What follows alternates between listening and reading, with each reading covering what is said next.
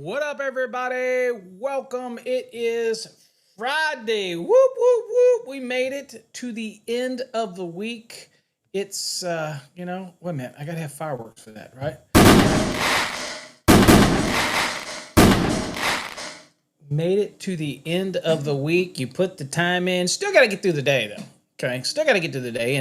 And those that are really hustling, that really work and are dedicated to it, not even looking at the clock, right? You're just thinking, dude, it's another day. I need to get through this day. And then once I punch out at 4 o'clock, 5 o'clock, depending on when you came to work, dude, y'all in the field, 5 o'clock ain't when you get off. You're getting off at 4 because you know what time you came in. So, and some of you not even started your day yet. You're out on the West Coast and you're still just nestled up in the bed next to your code book. Just you fell asleep at night last night with the code book on you, and you woke up and yeah, I know how it works. I know how it is, code nerds. Hey, welcome to Coffee Hour. If you've never joined me before, thanks for joining us here on Coffee Hour. We talk about just about anything, any topic when it comes to the National Electrical Code. So, and just about anything else. Okay. So, as always, do me a favor. Let me know who you are, where you're from, what you got going on. If you're new, the first time listener, we'd love to hear it. Let us know. If you're our share warriors out there who share our stuff on all types of platforms, give us a thumbs up. Let us know. Yep, the Band-Aid's back on. Got to put some Neosporin on there. Paul's got those soft hands these days. He doesn't do any hard work anymore. But I'm reminded of that all the time. And so, yeah, we're made it to the weekend. All right, so today, though, to let you know, before we go, some shout-outs to everybody. And again, do me a favor, shout out in the comments. Let me know. Now, the only ones that won't shout out that I can't see are over on Instagram. But you folks over on Instagram, I see you. I see you. I appreciate you. I do see the comments and things, and I will address anything that you ask there. I can see them. I got 6 feet of screen here, if you've never seen my office. So I've got a lot of stuff going on. So I'm monitoring all kinds of stuff through the day. So I'm not a day trader, though. I'm not a stock market guy.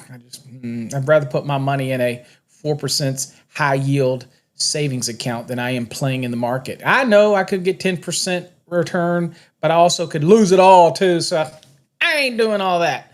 Anyway, thanks for joining me. Let me know where you're at, where you're from today. So, all right. So what we've done yesterday, if you watched the replay last night at 5 Eastern time, everything's Eastern time. Okay. Used to be Central, but everything's Eastern time because we're now back in Virginia.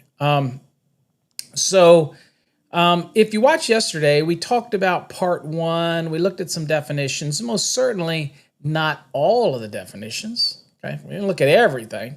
So it's one of those things where you need to, if you're doing work with pools, spas, hot tubs, hydro massage bathtubs, you're going to be working with electrically powered, not battery powered, not solar powered, but electrically powered pool lifts and all that kind of other good stuff, or not mechanical manual pool lifts, the crankers.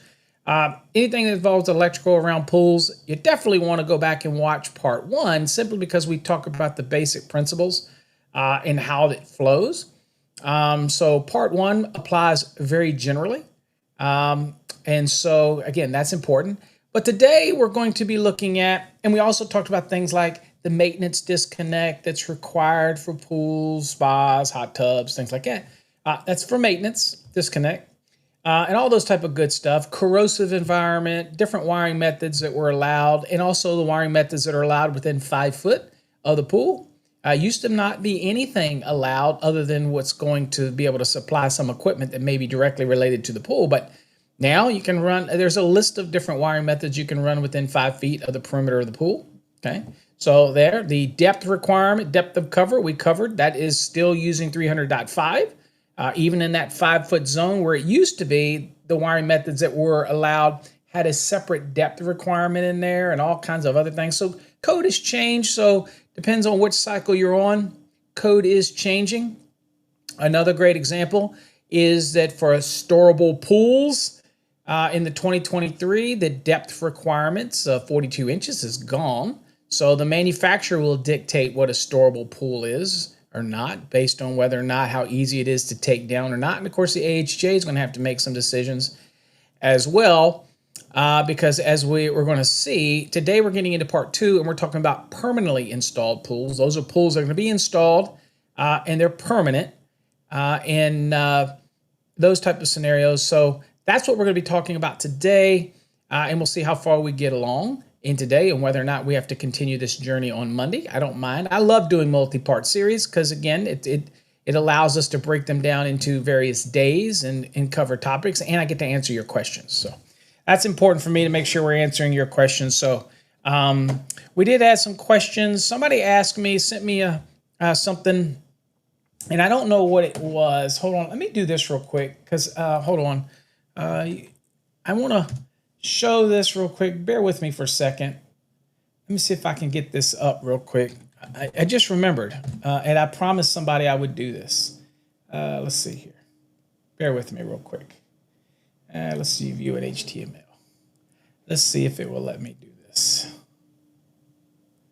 I don't know if it'll let me share this one. I'm hoping it will. So bear with me here. I said I'd answer this question for somebody. So I'm going to see if this works. This may not work, may not work. So I had a question that somebody asked me on social media. I think it was Manny might have asked and says, Paul, why is there paper in non-metallic sheath cable? Why is there paper around all of the conductors? And why is there paper, might have asked or not, or somebody's asked on social media before, they said, why do y'all put paper around the bare equipment grounding conductor? Okay, so I wanted to show you the elements of why we do that type of thing, because nothing prohibits us from doing something like a UF-B, which is an extruded separation. So we're not required to use paper. It's just what most of us manufacturers do. It serves a couple things. One, the UL standard requires that we have some type of separation, whether it's UF that you're familiar with, where the separation between the equipment ground and the circuit conductors is material like PVC or some type of material, like in a UF, underground feeder and branch cable. But where we use the non-metallic sheath cable, we typically use paper as the separator to separate and meet the requirement in UL 719. Now, the other reason that we do paper around the entire assembly is because when you're extruding these conductors through the extruder, you have the 3 conductors that run, and you have your equipment ground, and they run kind of just bouncing around, and they run through the extrusion, which is basically a mechanism that squeezes the sheathing material over top of these conductors. If you didn't have paper, what happens is it has it, and if you're not going to inject everything like we do with UF, where you just has a big massive amount of PVC material, with the non-metallic sheath cable, it's just an outer 30 mils of sheathing, right? And so if you don't have some type of paper around the whole perimeter, then what happens is that hot PVC will sink down into the interstices, which is the valleys between the conductors. And in doing that, it would make it hard to strip, that type of thing.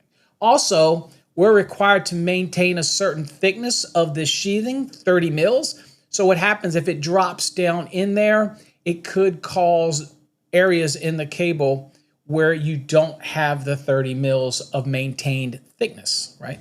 So I'm going to see if this works. I don't know that this will because it's a totally separate screen. Let's see if I can share this instead. Actually, it is working. So this is UL 719. And so if we look at construction, right? And you'll see right here, let me see if I can make this a little bit bigger. There might be a little smaller for you to read, but a little bigger. Let's move it in a little bit. There we go. That's fine. Let's see. Yeah, it's close enough. Y'all can see this.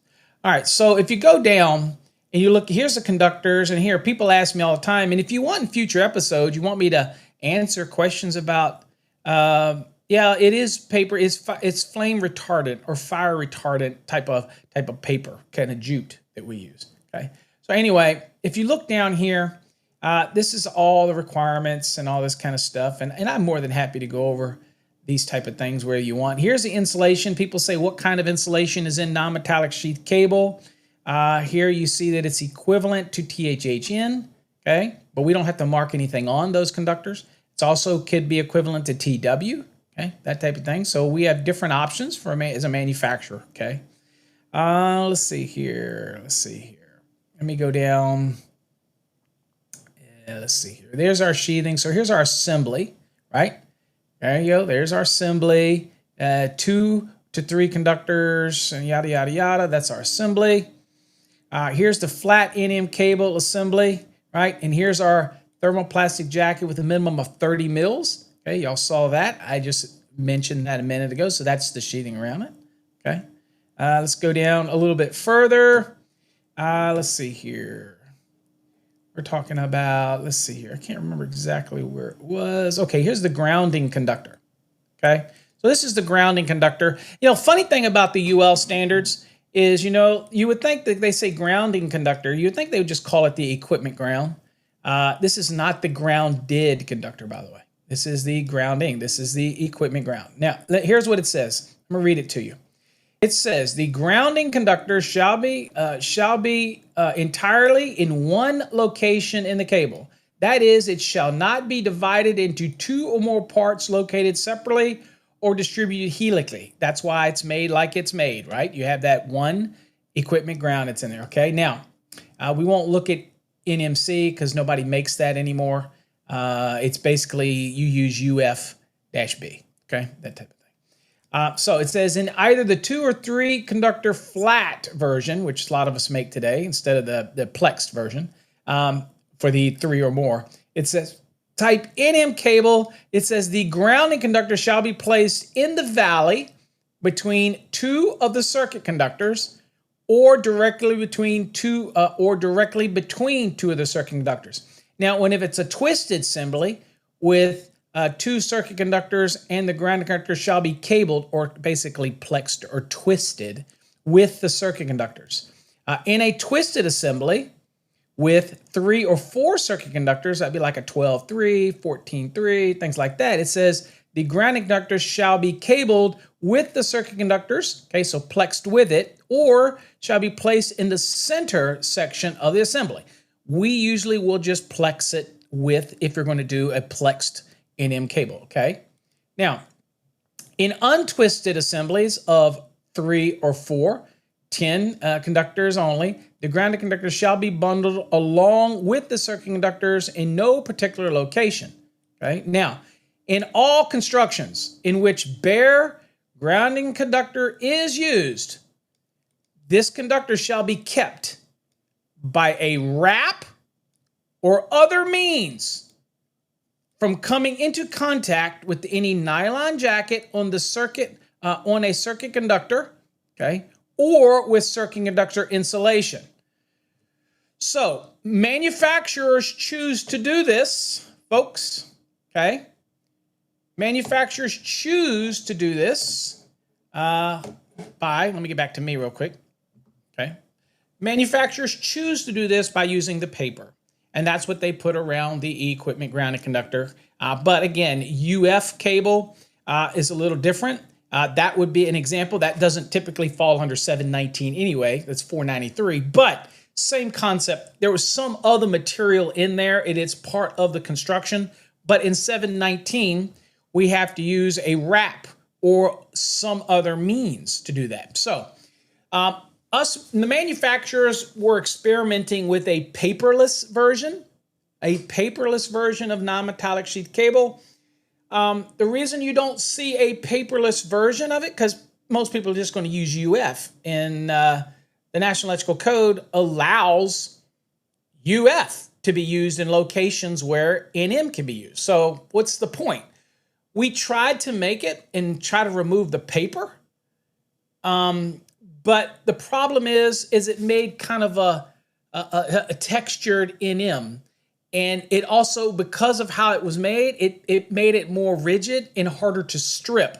So by maintaining that 30 mils and by putting that paper in there, not just around the equipment ground, but around the assembly, it makes it easier to separate, right? That type of thing as well. And it allows it to hold its nice form, so it's easier to glide the knife through or your stripping device through. Does that make sense? But it's everything. It's amazing that things are And I'm here to answer those questions if you have those type of questions, because people do. And there is science, there is reasoning behind all of this stuff that we do, right? So again, a lot of people have those questions, okay? One of the questions, Adam says, quick question, why did they go to coloring NM wire, or you mean the cable? Why did they go to coloring it? Well, first of all, just so everybody knows, and again, you bring your questions. Again, this is Friday. I'll answer questions. We will get into the swimming pool stuff, and if it just goes into next week, that's fine. I don't care. People say, Paul, get to the point. I don't care. I do whatever I want. My show. And so I love answering questions. Oh, by the way, you see scrolling across the bottom. If you're somebody who hasn't jumped in yet and got our 2023 exam prep, if you do it today until the end of this month at midnight, which is, I guess, tomorrow at midnight, if you purchase the 2023 in hand, no, don't ask me if you purchased it in the past. Can I get it now? Because no, you can't. That's just how sales work, okay? So don't even ask. Sorry. This is a special, and it's only till the end of this month. From now to the end of the month, if you purchase the 2023 Exam Prep Enhanced, you will also get the 2023 Grounding and Bonding course as a bonus. That's $299 bonus. That's my giveaway for this month to the end of the month. Now, one of the things you'll notice is we're going to be doing some specials and running them across the bottom for moving forward, different days that we may have specials or monthly specials or something like that. We'll put them in a ticker across the bottom. If you don't see a ticker, then we ain't got a special going. Okay, that makes sense. So if you're on the fence, this is the time, because neither one of them expire. 2023 exam prep could be used even after exam prep, and you also are going to get the grounding and bonding as well. And again, nope, it doesn't apply to anybody that's already purchased. Sorry. Only applies to new purchases from today until tomorrow at midnight. Suck it up!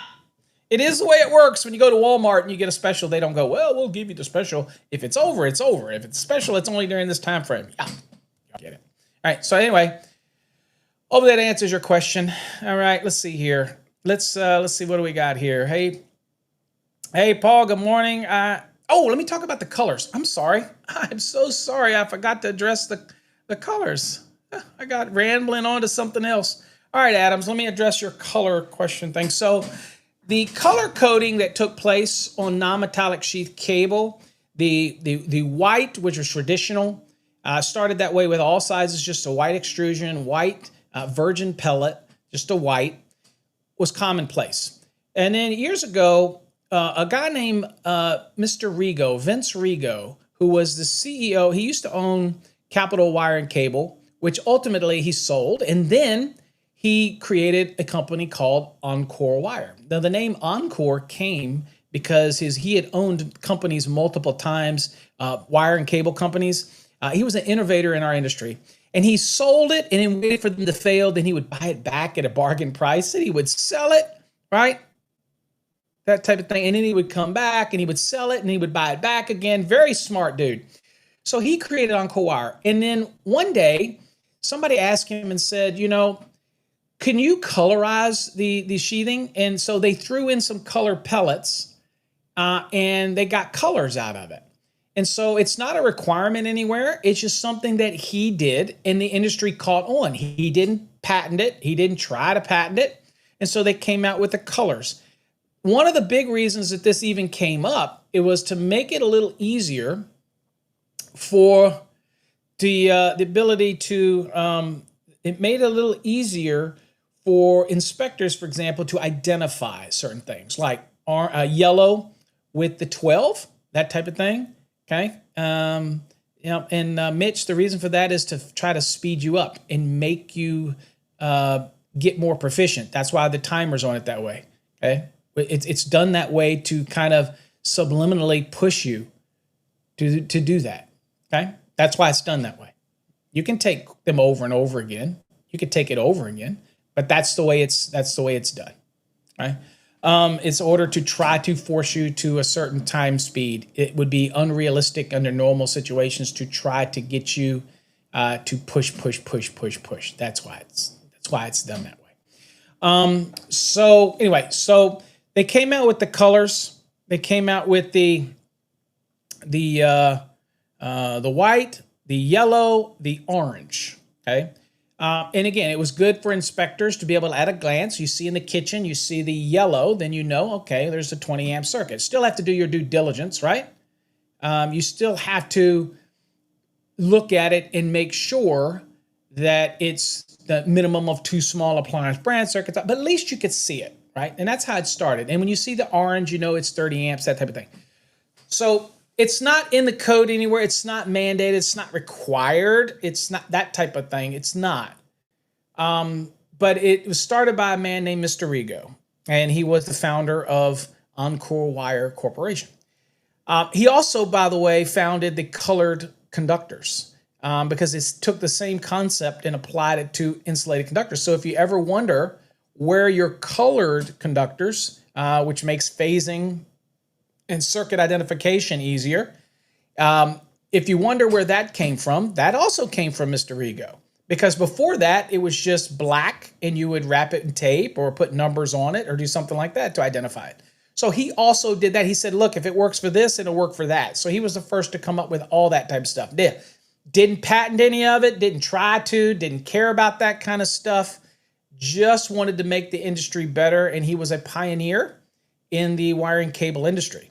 And so he's the one that started Encore Wire Corporation. Very highly respected individual. But that's the color code. Now, the new colors that you see, pinks and purples and all that, nothing has ever prohibited manufacturers from making a pink sheathing because Encore did it for breast cancer awareness. We made a bunch of wire in Dallas that was blue for the Dallas Mavericks and their type of application, kind of a promotion. So nothing requires it. Even today, if you have some NM that still has the white sheathing and it's 12 gauge in it, that's okay. It's not a violation because the color coding of the sheathing isn't a code rule. It's just up to the manufacturer. Now, have they all standardized? Yes, we all have standardized and we all pretty much follow the same thing. What's up? What's up, Red Dog? I see you in there. Whoa, whoa, whoa. Big dog. So we all follow the same concept, right? But it's not a code requirement, okay? Just want to make sure that's what we have here. Also, I think that I've probably screwed up something here. Let me go back. Yes, I have screwed up something here. Bear with me. There we go. There we go. I thought I made sure I was worried that I had screwed up something, and I did screw up something by sharing that UL thing with you. Okay. All right. So hope that answers all your questions on that and the color coding. So the color coding today, the pinks for the 3-wire and all that stuff, it's just to hopefully help you learn and identify the use. That's all. And so you know what it is by a glance. That's it. Okay. And no inspector should ever, fail somebody because of the sheathing color. That should not be something that's ever an issue with anything. Okay. Real quick, let's do our shout outs as always. Before I get started, I want to make sure I do give our shout outs. I'm going to go through these pretty quickly, guys. So what's up, Frank? Thanks for joining us this morning. Paul, glad to have you in the house as always. Glad to have you here. Let's see here. Who else we got? Jonathan, welcome. Glad to have you here, Jonathan, in the house. Tom is in the house. Grading your work today, Tom. Sorry for the delay. What's up, Adam? Thanks for joining us. Let's see here. Who else do we got here? Peter's in the house. Good morning, Peter. Happy Friday, Peter. Glad to have you here. What's up, Douglas? Glad to have you in the house, Douglas. Thanks for joining us today. Santana, I see you. I see you. #win. Thanks for joining us this morning. Adam says it's 5 a.m. Let the fun begin. What's up, Angel? Glad to have you here. Manny's in the house. Manny, hopefully I answered your question. Happy Friday to you, my friend. Good morning, Angel. Glad to have you here as well. Rob's in the house. Good morning. That's about it. That's all you're going to get. What's up? Swartzy's in the house. What's up, Swartz? In the house. Still waiting for Swartz to get into the CMECP program. Okay. Duly worthy. Duly worthy. But haven't seen him initiate that yet. What's up, David? Glad to have you here as always, my friend. We'll address your equipotential bonding. Obviously, 48-inch pool depth is probably not storable or portable or anything. So it's 48 inches, there you go. Do we have some little nuances in the code we got to look at too? But I consider that permanent. I ain't pulling that apart. What's up, Charlie? What's up? Glad to have you here. Robert's in the house from San Antonio. Glad to have you here, Robert. Good morning, Rob. On multiple platforms, gaming the system. What's up, Skyattle? Thank you for joining us. Glad to have you here. What's up, High Voltage Hands in the house? Andrew from Georgia. Welcome, Andrew. Glad to have you here. Mr. Negative One. Gonna positive vibes today, though. Positive vibes today. What's up, Negative One? Glad to have you here. Leroy's in the house. Glad to have you here. Thank you, Leroy. What's up, Haas? Haas from right down in Richmond. I remember. Let's see here. What's up, Edgar? Glad to have you here, my friend. We're rolling through here. What do we got? Tony. Welcome, Tony. Glad to have you here. What's up, Joseph? Our brother from up in New Jersey. Glad to have you here as well. Let's see here. Let's see. Like that hat. You like this hat? You got to earn this hat. What does CMECP mean? Dude, where have you been? CMECP, Certified Master Electrical Code Professional. If you've got the skills to earn your token, whoop, whoop, whoop. Davis got one of these. Whoop, whoop, whoop. You got the skills to earn it. You got to prove it. And you got to pass. Ask Tom. He just did his proctored exam. Was it yesterday or day before yesterday? I don't remember.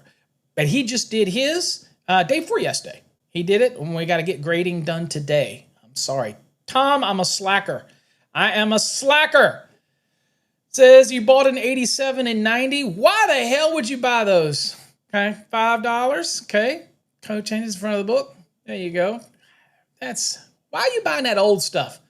New stuff. Don't buy that old stuff. What's up, Marlon? Thanks for joining us. Mike, we know that's Alex. Good morning. Glad to have you here. Let's see, where are we at? Nepo's in the house. Nepo, welcome. Glad to have you here. We're going to have to cover some pool stuff quickly, guys. Quick question. We already answered that one. What's up, Ryan? Glad to have you here. What's up, Craig? Glad to have you in the house. What's up, Anselmo? Glad to have you here in the house. Let's see here. All right, we addressed your question, Mitch. Hey, good morning. I have a question regarding the final practice exams in the 2020 program. Notice they were 100 questions and 1 hour. We want to force you to speed. Let's see here. Paul, don't get to the point. Red Dog's in the house. We hollered at you. Woo, woo, woo, woo. Big dog. Let's see here. What do we got? Greg is in the house. Happy Friday. Hey. You are most welcome, Manny. Glad we could answer that for you. No breakdancing today. I might blow a hip or something like that.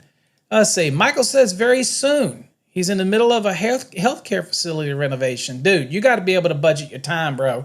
You should be able, ask Tom, you should be able to do the CMECP, work in the daily job, have a life. You got to do it all to be a CMECP, brother. Come on. Stop making excuses, slacker. All right. What's up, Uncle Lulu? What is up? From Austin, Texas, down way. There you go. David, there you go. Certified Master Electrical Code Professional. What's up, Val? Good morning. Okay.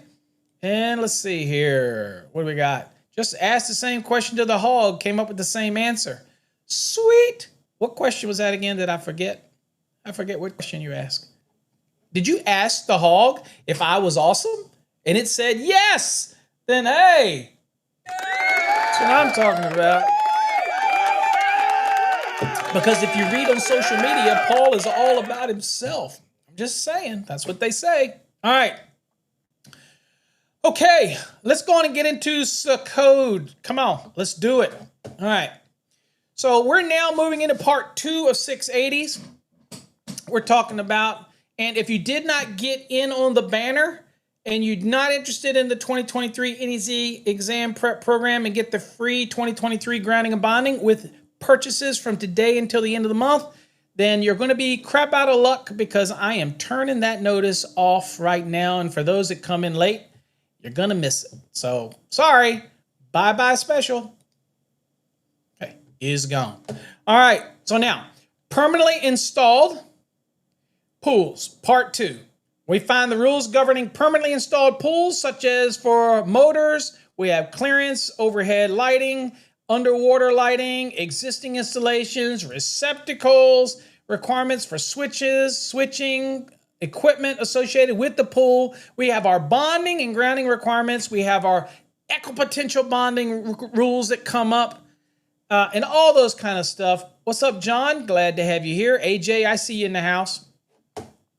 So we have all those things that are coming up. All right. So bonding or connecting together all metal parts in and around the pool. Ensure that these metal parts are at or near the same voltage potential to ground, greatly reducing electric shock. Okay. So part 1, we went over that voltage gradients. And again, one of those things where you have to lower the resistance, the higher the current. Okay, those type of things. What does the hog say? Says I'm an expert. Well, now we know we can't trust the hog now, because you know what? That's not true. All you gotta do is again go to social media and ask some of the young folks that have never heard of me. They say, "Who the hell is that Abernathy? He ain't worth a damn."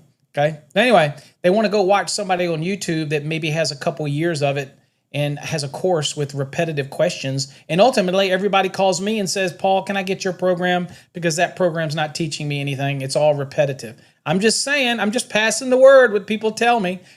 Just saying, there's a system, there's a structure. We've mastered it. I'm just saying. That's why it's called Master the NEC. I'm just saying. All right. Ooh, I'm jacked today. Must have had a bunch of coffee or something. All right, look.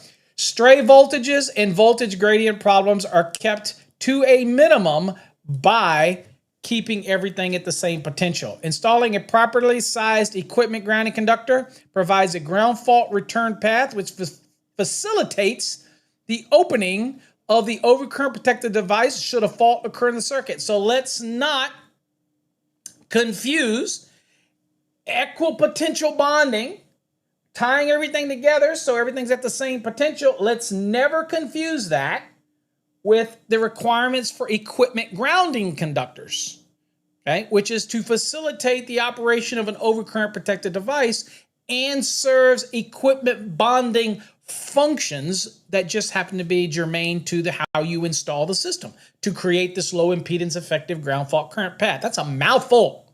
That's a mouthful. You need my grounding and bonding course to understand all that kind of stuff. All right. All right. So now let's go on. Let's talk about it. And we'll go to the code and look at it. So real quick, we go pop into the NEC right here. So we're starting this journey right here, 680.20, general. It says electrical installations at permanently installed pools. We have a definition for this, okay? What's up, Adrian? Thanks for joining us. So permanently installed pool, not storable pools, not inflatable pools, permanently installed pools. We have a definition of permanently installed pools. And then now it is over in Article 100 if you're in the 2023. By the way, if you're in a code and you're like 2020, 2017, I am always going to be using the latest edition, okay? So it may not be exactly what's in your code book because I cannot keep going backwards. I have to move forwards in these shows. So we're always going to use the latest edition. So it's up to you to do your due diligence to see, well, what is Paul talking about and how did it change from my 2020? And so you actually will learn in the process if you're smart. You'll listen to the 2023, and then if you're in the 2020, you'll go, well, mine says this or that. Oh, I'm learning how it's going to change or how it's evolving. It's a good thing, okay? All right. So electrical installations in permanently installed pools shall comply with the provisions of Part 1. We talked about that yesterday and how the structure works. So all those permanent pools got to meet all that stuff in Part 1. You know, the maintenance disconnects, all that kind of, got to meet all of that. but it also has to meet all of what we're getting ready to talk about in part 2. All right. So we get down here. First one, 680.21 is motors. Okay. So the wiring to a pool motor shall comply with 680.21A1 or. Notice this or. This is a great time to explain the power of and or. When you see and in the code book, it says you have to do this and you have to do that. If you see or, it says you do this or you do that, depending on which one's applicable to your situation. So the and in the or. So just remember, you see one code reference and it says and this, then you're forced to comply with both when it's a shall requirement, right? Now, if it says this or that, then you may have a situation where you comply with this one or this one, which one's applicable to your installation, okay? Either or. Now, these are shall requirements right here, right? Okay, so it says shall, so that is a mandatory rule, that type of thing, okay? Now, you have some permissive rules within each one of these, 1 and 2, but that's the general rule. You have to comply with one of the two if you're doing it for a pool pump motor. The first one is flexible connections.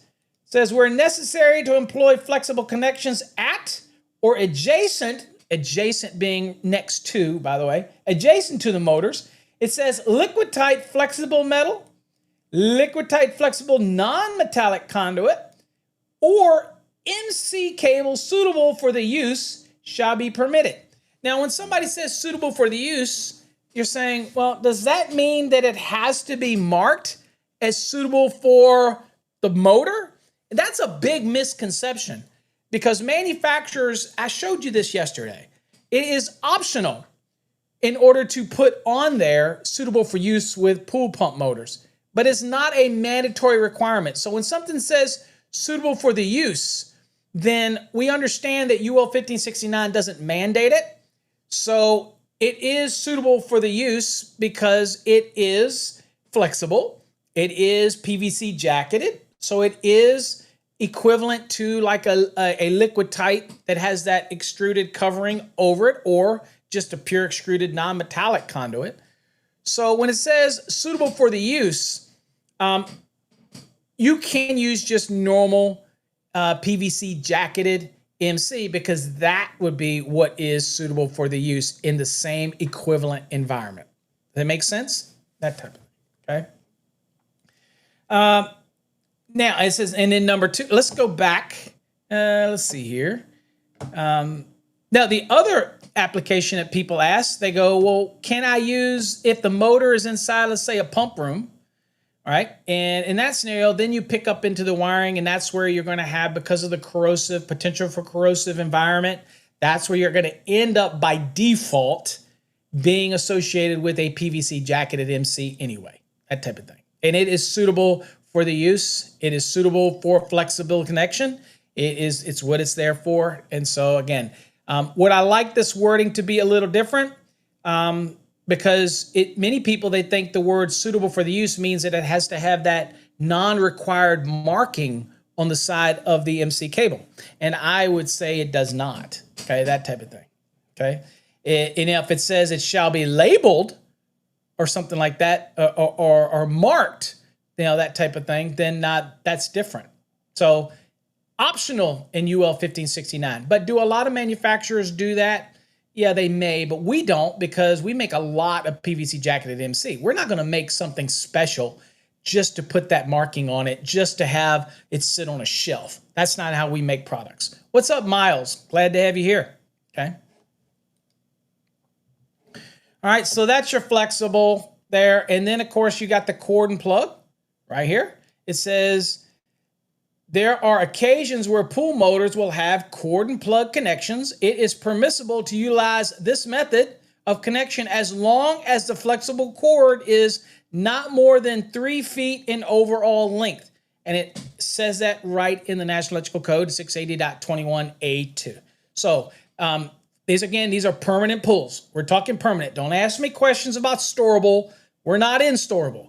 We're in permanent right now. Okay, so wiring to the motor, it can be cord and plug connected as long as it's not more than 3 feet. Okay, I know that, I know somebody's out there typing right now asking about cords for storable pools. I already know it. I can feel who is probably thinking that. Okay, I can tell you, I feel it. That's not what we're talking about. Okay, all right. As we begin to examine many changes that are associated with ground fault circuit interrupters, it is important to take inventory of the use of the word outlets rather than receptacle when stating when GFCI protection is required. The word outlet is a defined term in Article 100. And what does outlet mean? It means a point on the wiring system at which current is taken to supply utilization equipment. A receptacle is not utilization equipment. A receptacle is a device. The definition of utilization equipment is equipment that's going to consume energy in a certain way. So we have a defined term of utilization equipment. Okay, a receptacle is a device. But when we say outlet, we want to make sure that you're not using slang and think we're talking about a receptacle, because a receptacle is not an outlet. Now, the point that you install it into a box where your circuit runs to, and you're taking it from the branch circuit via a receptacle outlet device, that is the outlet point. Okay, it's that summation of where you're taking the power from. The receptacle itself is just a device. Okay, and somebody tried to submit this, another educator tried to submit some crazy thoughts of changing the word outlet and all this kind of stuff, and it failed miserably because, again, it just goes to show you that even us experts, quote unquote, the trade hog experts, they can get it wrong, and it's okay because sometimes it just happens. We're so busy at looking at stuff, then we can't see the forest for the trees, that type of thing, and eventually we come around in that type of thing, but. He was really trying to spread something that was really improper. There's a reason we need outlet defined this way, because there is so many applications where we're taking power from the system to supply specific utilization equipment, and we need to understand where the outlet is, not a device, that type of thing. Make sense? Okay. Now, just one reason we want to cover that here is because you're going to see us talk about a lot of things about GFCI. And when we say like hardwired versus a receptacle in 210.8a is about receptacles. But then you have other applications like in 210.8d, which are talking about other things that are GFCI protect. That's not outlet. I mean, that's not receptacle driven. That is hardwired application. It could be cord and plug connected to a receptacle, but it's about the circuit and it's about protecting the circuit. And in many cases, you have to do that with a GFCI breaker. You couldn't do that with a receptacle, that type of thing, okay? So it's so important to understand the concepts when it comes to GFCI, okay? It says, as a result, and I know this is probably hard to see, that's why I'm reading it to you. As a result of the definition, GFCI protection is required for pool pump motors, regardless. So remember this. When it comes to pool pump motors, regardless of whether the motor is connected by a cord and plug, okay, or for a receptacle, a cord and plug from a receptacle outlet, or whether the motor is connected with hardwire, such as liquid-tight flexible metal or liquid-tight flexible non-metallic conduit directly to a utilization equipment or right to the motor. Regardless of that, okay? That's why it's so important to understand when it says outlet, is that in those scenarios with the motor, it doesn't matter whether you're going to use the cord and plug option or you're going to be hardwiring it to a junction box. Either way, GFCI is required for pool pump motors. Okay. Now it says it also notes that the GFCI protection is required for branch circuits that are rated 150 volts to ground. Okay. These electrical systems that operate at a voltage of 120/240, single phase 3-wire, and 208Y120 three-phase full wire Y systems. Okay, that's why you see the Y right here, right? This rule also applies if the overcurrent protection is 60 amperes or less. Okay, so those rules are required to have that GFCI protection for these motors. Okay, now where can we see that? Let's just go look at the code because I like looking at the code. All right, right here. So we're under motors still, right? Right here, still under motors, right?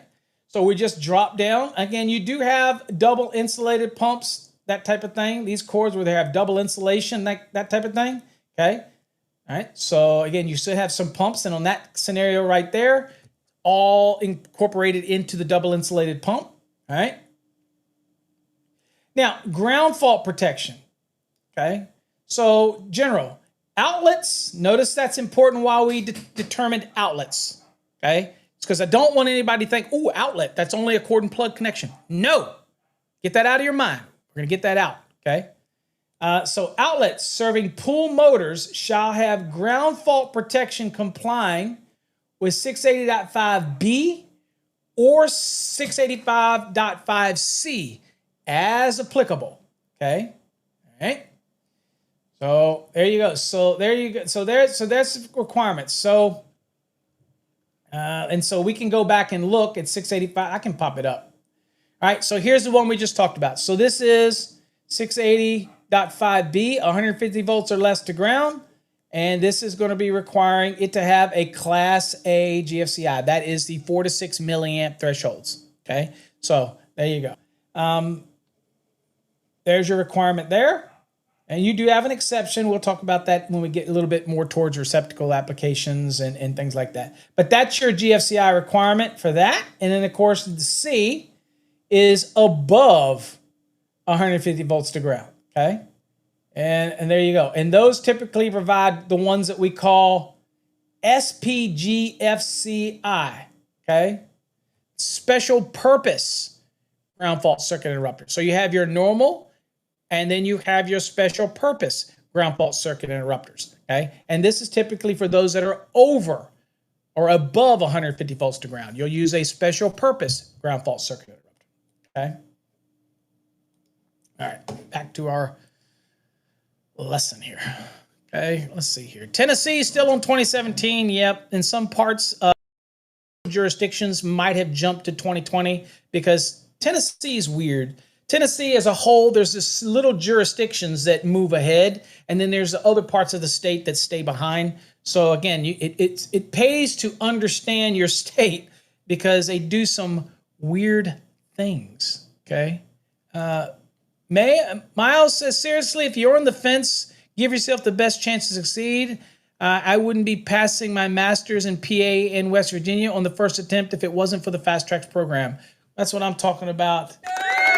Right there. Again, I don't know anybody else's. I got at least 5 calls this week from people that were on video only programs, and they literally called me up and said, you know, I felt like it was repetitious and I really wasn't learning anything, and the guy was just repetitious. And again, that's because anybody can start teaching code. It doesn't make you special.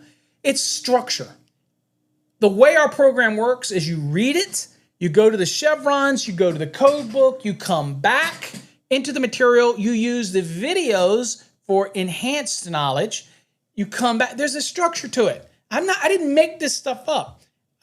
You know, I've been doing this stuff for nearly 40 years. I have taught thousands and thousands and thousands of people to learn the NEC. That's not a pat on the back. Look, anybody that knows me, I just got to tell you how it is. There's a reason that we have success. Now, do some people still struggle? Sure, because code is hard, right? It's hard, okay? Now, the NASCLA exam, they have their own guide, their own stuff, and it has other things that incorporate into it. Code is code, so you shouldn't have any problem with that. But again, there are books out there on the NASCLA. I'm not interested in doing anything with that program because it's not accepted, but in only a few states. It's not all over the country.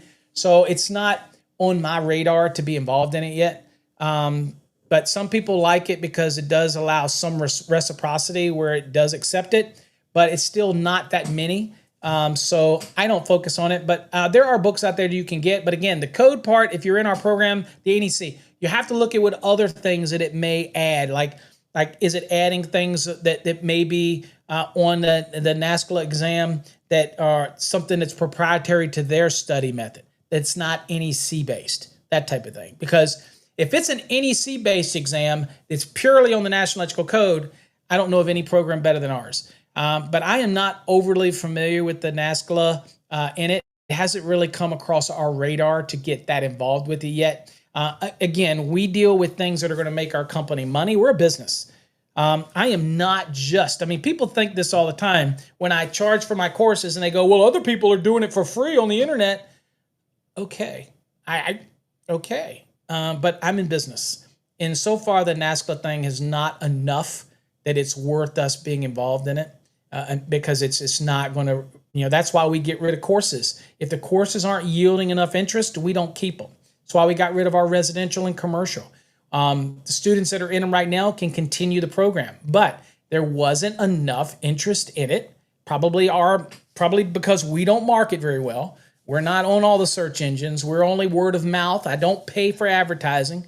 So while they were great programs, it wasn't enough to justify my time. And I do have some internal thresholds that we have here that if something doesn't hit a certain milestone by a certain point or whatever, then we just drop it, right? Yep. Yeah, Jonathan, that is exactly what I got at least 5 times this week when I had people call me up and ask for my program. That is exactly what they said. Okay, at least 5 this week so far that called me, that type of thing. And again, anybody can walk on the shoulders of people that have been doing it for 40 years. I mean, it's not brain surgery to teach you how to do box fill, raceway, pull box. And then other people say that certain people get to the point quicker. Well, that's just my style. So that means that my style is not for everybody because I do talk and ramble and go down stories like old Mark Odie used to do. And some people don't like that. Some people want straight to the point, and that's fine too. It's just not my style. So I tell people, if that's what you want, if you don't like the way I teach or the way our program is, then buy somebody else's. There's other options out there. Okay. So I tell them, I say, use them. I mean, I'm not here to say that other educators aren't great. They are. Mike's great. Other time, that guy might be okay. At the end of the day, you have to look at everything that you get, right? So for us, you get the course, you get the process, you get the structure. If you get the enhanced, you can get videos. If you want to ask questions, you can ask me. You can come to the coffee hour. If you want to use the Fast Tracks Interact and ask questions in the program, you can do that. So we have so many ways that people can, that type of thing, right? Okay. I wish, I wish we could get more people that would, more people using our programs in schools and programs and training and all. I wish we could. But again, we're not, I had somebody on one of the social media say, who is Paul Abernathy? So again, there's a lot of people that after 40 years, the younger generation, because of social media, they've not heard of somebody like me who's been teaching forever. The ones that actually cut our teeth teaching the code. You hear all these influencers, and the influencers, they get 100, 200, 300, 400,000 followers, and then people think that they're God or gospel. That is not true. Influencers are just people that follow. That doesn't mean they know the code. Okay, it's very easy to make a 5-minute, 10-minute video and edit it.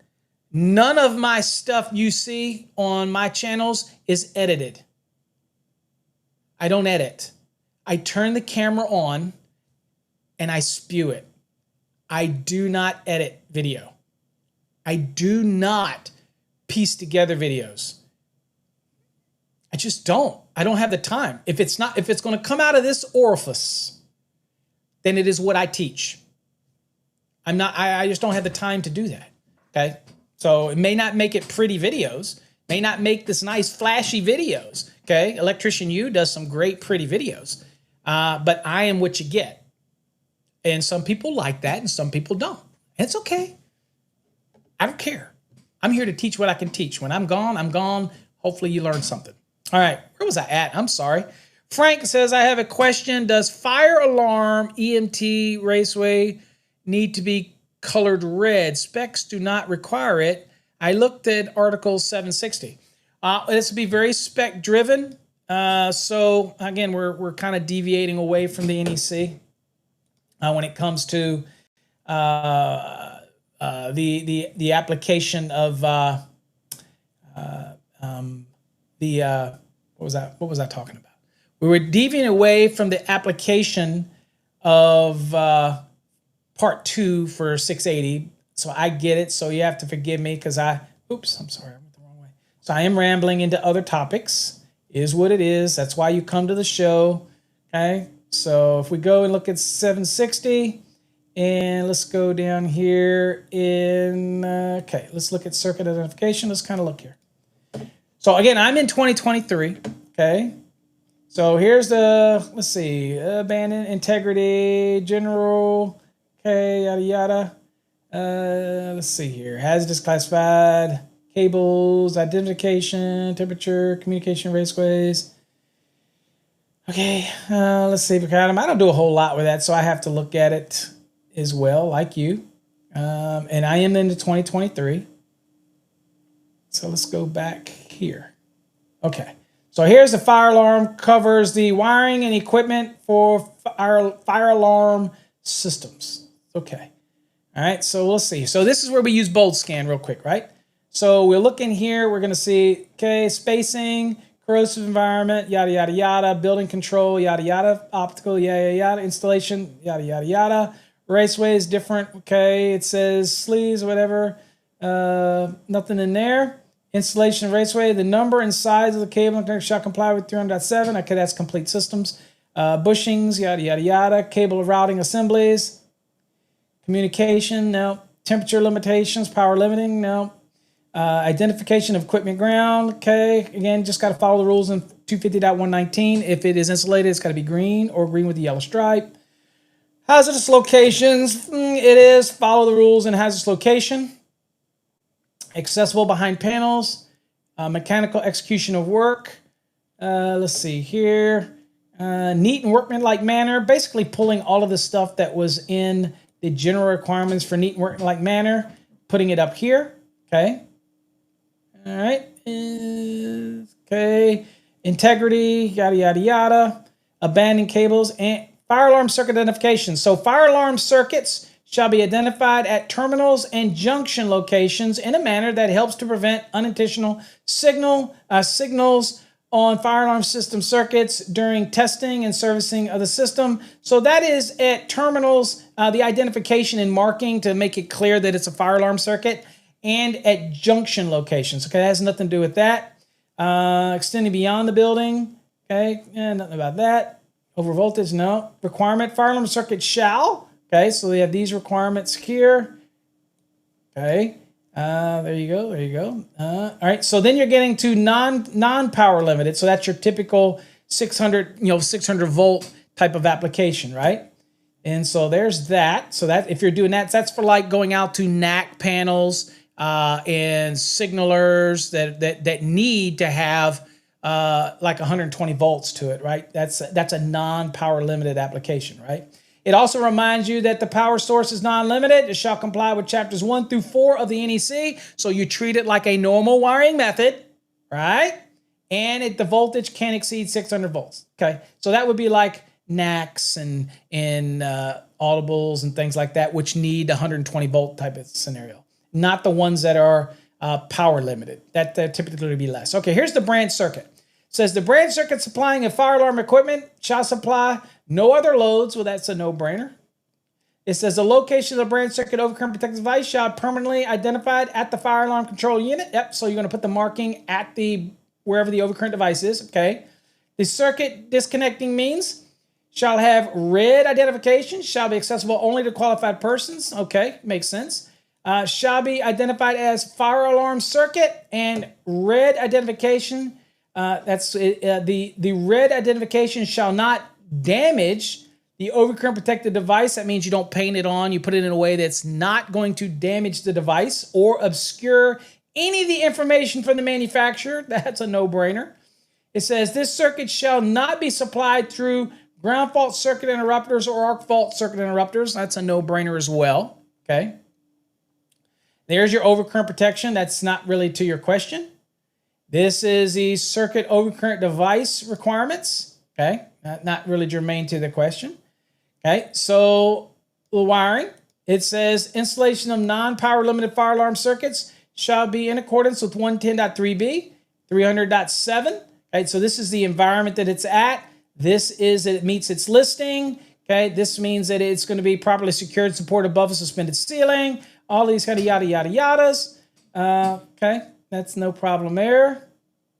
Okay, conductors of different circuits in the same cable, enclosure, or raceway. So class 1 with non-power limited fire alarm says class 1 and non-power limited, typically class 1 in the 2023 code are still those that are going to operate just like a 120 volt type circuit, right? Okay. So here it says nothing in there. Okay.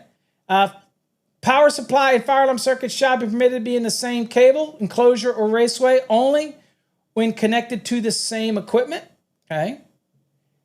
Sizing, let's see, circuit conductors, that's really not anything for your question. There you go. It's not really. This shows you it has to be solid or stranded copper.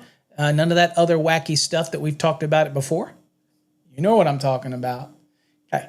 This is a number of conductors. Okay, so this is the number of conductors in it. This is power, yada, yada, yada. Cable trays, multi-conductor cables, yada, yada, yada. All that type of stuff. I'm spending a lot of time in there to give you one answer, but yada, yada, yada. Nothing in there about it. Other wiring, yada, yada, yada. So then we're getting into power limited. Okay. So then in power limited, okay, we're into power limited. So the branch circuit supplying fire alarm equipment shall comply with the following. Okay, let's see. So this is for power limiting. Okay, let's see here. Same kind of stuff. Disconnect. Same general stuff, right? Circuit marking. The equipment supplying. Okay, so that's equipment. Okay, wiring methods. I don't see anything about color coding for there. Wiring material, yada, yada, yada. I don't see nothing about color coding requirement for there. Wiring methods, okay. I don't see anything about that. Oh, typically, by the way, these are typically going to be cables, so wouldn't do that. Let's see here. Okay, wiring methods and material. Let's see. In raceways, exposed on ceilings, sidewalls, thing right here. Let's see. Cable splice and termination should be made in listed fittings boxes. That's a no-brainer. When installing, exposed cables shall be adequately supported. That doesn't help us. Okay. Passing through walls, that's not going to be anything. That's not going to be worth us looking for this conversation. That doesn't matter. Okay. So let's see. So if you look down all these type of things, I don't see anything that would require color to have that race weight. It'd be something now. Now, where does that differ? That differs, for those that are asking, that can differ from where you get into requirements like, and this has really nothing to do with that, but when it gets over here and you start looking at the different things for emergency, that type of thing, okay, then you'll have some other requirements that you have to follow, okay, but that's not the same thing. That is not, your fire alarm is not that, okay. Let's see here. Where we got? Here's some extra stuff. Let's see, where are we at? Integrity. Oh, why I'm venturing down this rabbit hole here. I was trying to look for something else. Oh, what was I looking for? There was something I was looking for. Oh, let me go back up to the top. This is why I go down rabbit holes here. Wait a minute, we're not even talking about emergency, but something made me draw my mind over here to emergency. I wanted to show. Testing, no. Temporary, no.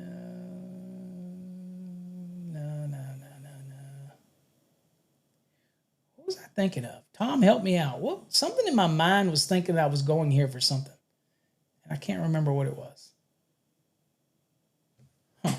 I can't remember why I was going here.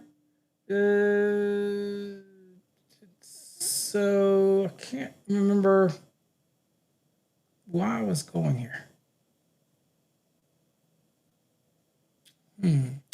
Probably, so emergency wire assisting the wiring, it says emergency circuits shall be permanently marked so that they are readily identified as a component of the emergency circuit or system by the following means, right? So it says all boxes and enclosure, including all of this, shall be marked. And it says where box enclosures are encountered, exposed cables and raceway systems shall be permanently marked to be identified as a component of the emergency circuit.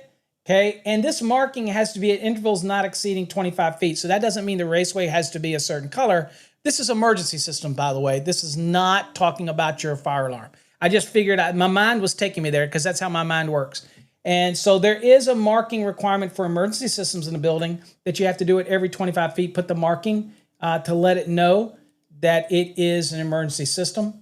Okay, or emergency circuit, that type of thing. And I don't know if there's commentary here. The required marking can be the color code, the wording, the words emergency circuit, or any other method acceptable to the AHJ on boxes and enclosures, that type of thing. Or, and again, if it's on the raceway, then, you know, you've had these different boxes, then the exposed cable and raceway systems shall be permanently marked to identify the components, and it's every 25 feet. I know that's not germane to what you were asking, but I go down these rabbit holes. Okay, so anyway, let me try to get back on topic. So nothing for the fire pump requirement.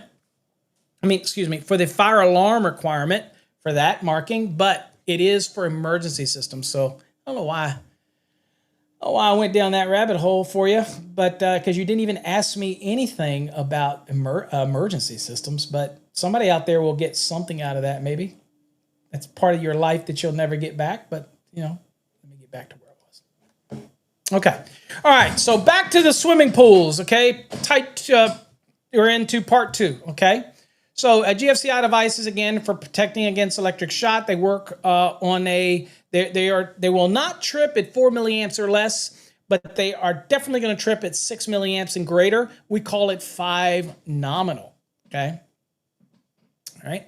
So GFCI protection, 680.21c, it says outlets supplying pool pump motors. And by the way, when you see this in highlighted like this with that little star, that tells you that we pulled that right out of the NEC. So we're talking about motors. And so you have the power usually will run, that type of thing, right? So it says outlets supplying pool pump motors shall have ground fault circuit protection, complying with 680.5b or c as applicable. Receptacles are direct connection, such as from outlets using a hardwire method as described in the opening commentary. A pump motor under the code section requires GFCI protection, okay? Now, what about replacement?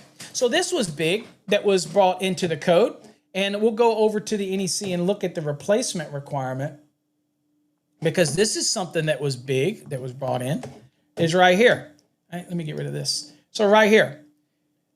Pool pump replacement. It says where a pool pump motor in 680.21c1, okay, so this is right here, okay, there you go, is replaced or repaired. So that was added into 2023 because it said it only would have applied if it was replaced. And I think this was brought up by, I think it was Ryan Jackson who brought this up during the code meetings. He was like, so somebody could come out and repair it and it didn't have GFCI protection. They came out to service it and they could repair it. I don't know how easy the motor would be to repair, but they repaired it, okay? And then they would not have to add GFCI protection to it. Well, they added and said, look, if you're going to go out and you're going to service, and then again, this is, who's going to be the guardian of this? This is kind of like an honor system to me.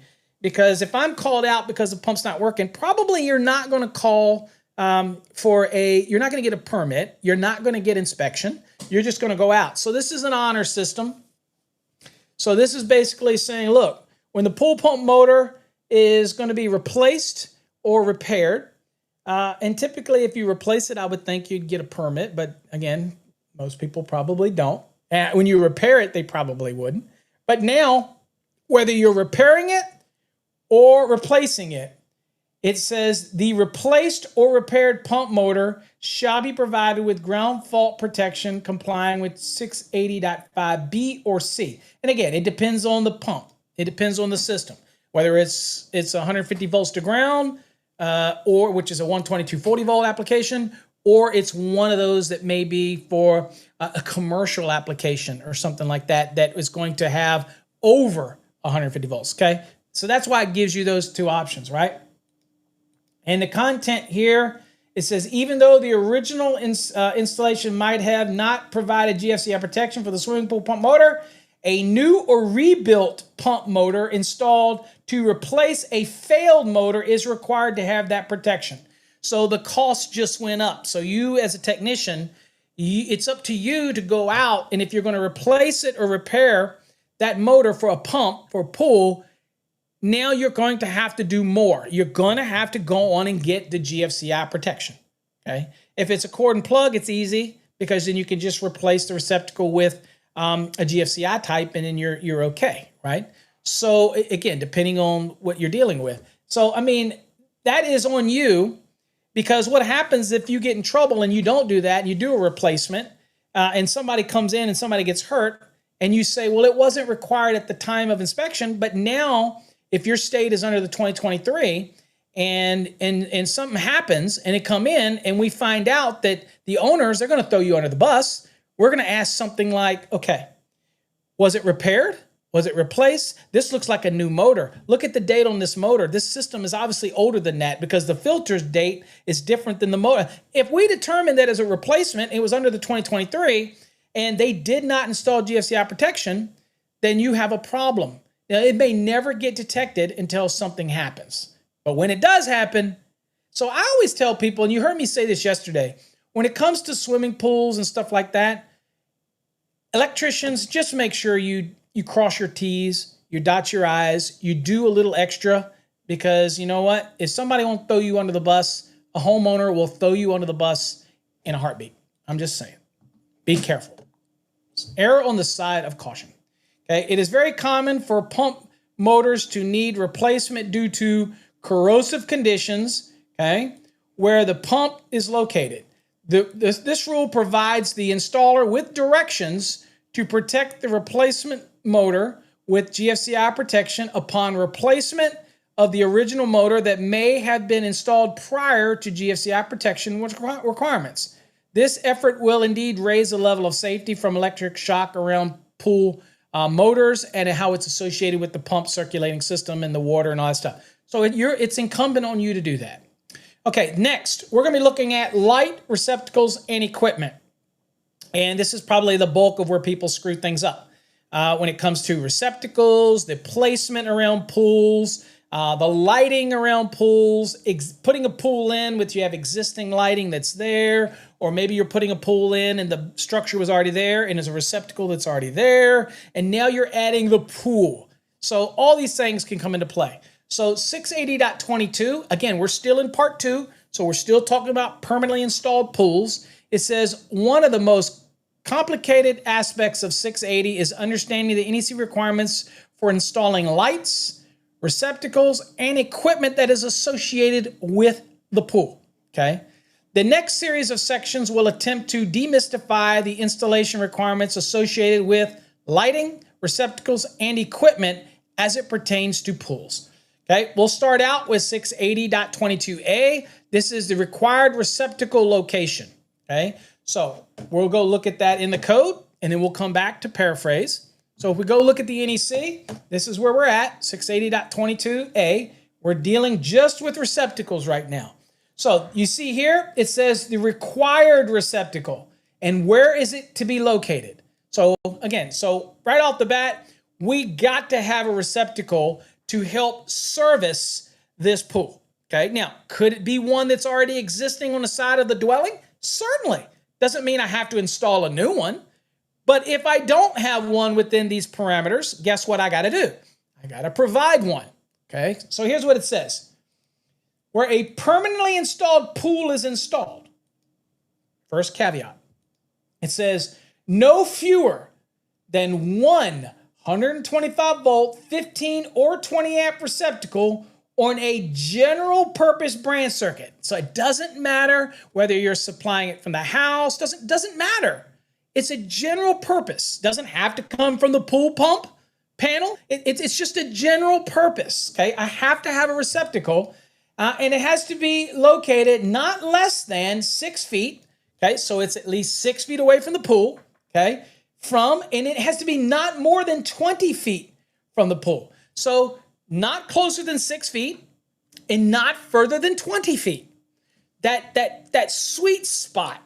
6 feet away, not more than 20 feet. If you already have a receptacle that's on the side of the house that is 10 feet away from the pool, then you're golden.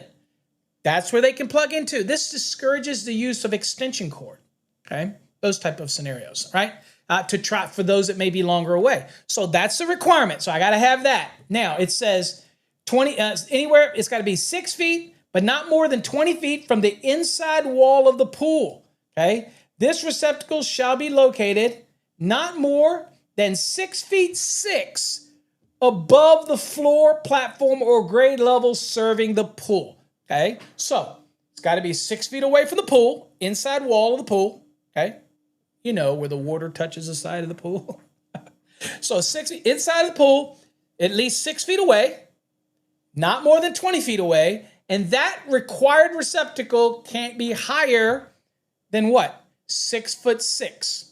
Okay, 6 foot 6 inches, so 6.5 feet. That's a required receptacle. Make sense? Okay, so you got to have at least one.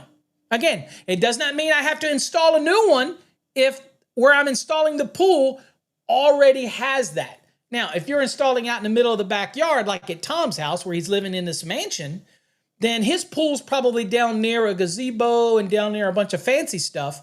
So in that scenario, you're going to have to make sure that you have a general purpose branch circuit there in order to be able to have a receptacle there. And it has to be within 20 feet, but not closer than 6 feet from that pool. Okay, so that's your receptacle. Can you have more than one? Yes. Do you have to have at least one? Absolutely you do. Okay. Now, the next, again, we're under receptacles still. Okay. The next one is circulating and sanitation system location. Okay, so now if the receptacle is used down by the mermaids, if a receptacle is used to provide power, for example, to circulation and sanitation systems, okay, such as water pump motors and other relocated loads necessary for the circulation and sanitation, okay, well then we have a rule for that. Here's what it says. It says now, receptacles that provide power to water pump motors or for other loads directly related to the circulation and sanitation system shall be located at least 6 feet from the inside wall of the pool. These receptacles shall have GFCI protection and be of the grounding type. Okay? So, think about it. In this scenario, if I have a receptacle that is for the circulation, whether it's the pump motor, if that receptacle is for that system, it's not requiring one. If I do have a receptacle that is for the sanitation, you'd plug into it, or if the pool pump motor, if you plug into it, that receptacle, it's just saying, you know what? It cannot be less than 6 feet. Okay? It cannot be located less than 6 feet. All right. Now, can it be more? Absolutely, it can be more than 6 feet. That type of thing. And it has to be GFCI protected. Okay. All right. So getting back to our lesson, that's what we cover here. So I'm just paraphrasing these for you rather than to read all this stuff on the screen for you, just so you know. So the next one was A3. It says other receptacle locations. Okay. Now, it says if there are any other receptacles, okay, it says such as other voltages or those determined to be other than those referenced in 680.22a. And there is other types of receptacles out there that may be available that aren't the ones like we're talking about, just receptacles that you're plugging in, for example, an attachment plug into it, okay? That type of thing. So if there are other receptacles such as other voltages other than what's discussed so far, or those determined to be other than those referenced in 680.22a, they are required to be located, again, not less than 6 feet from the inside wall of the pool. So here's the rule.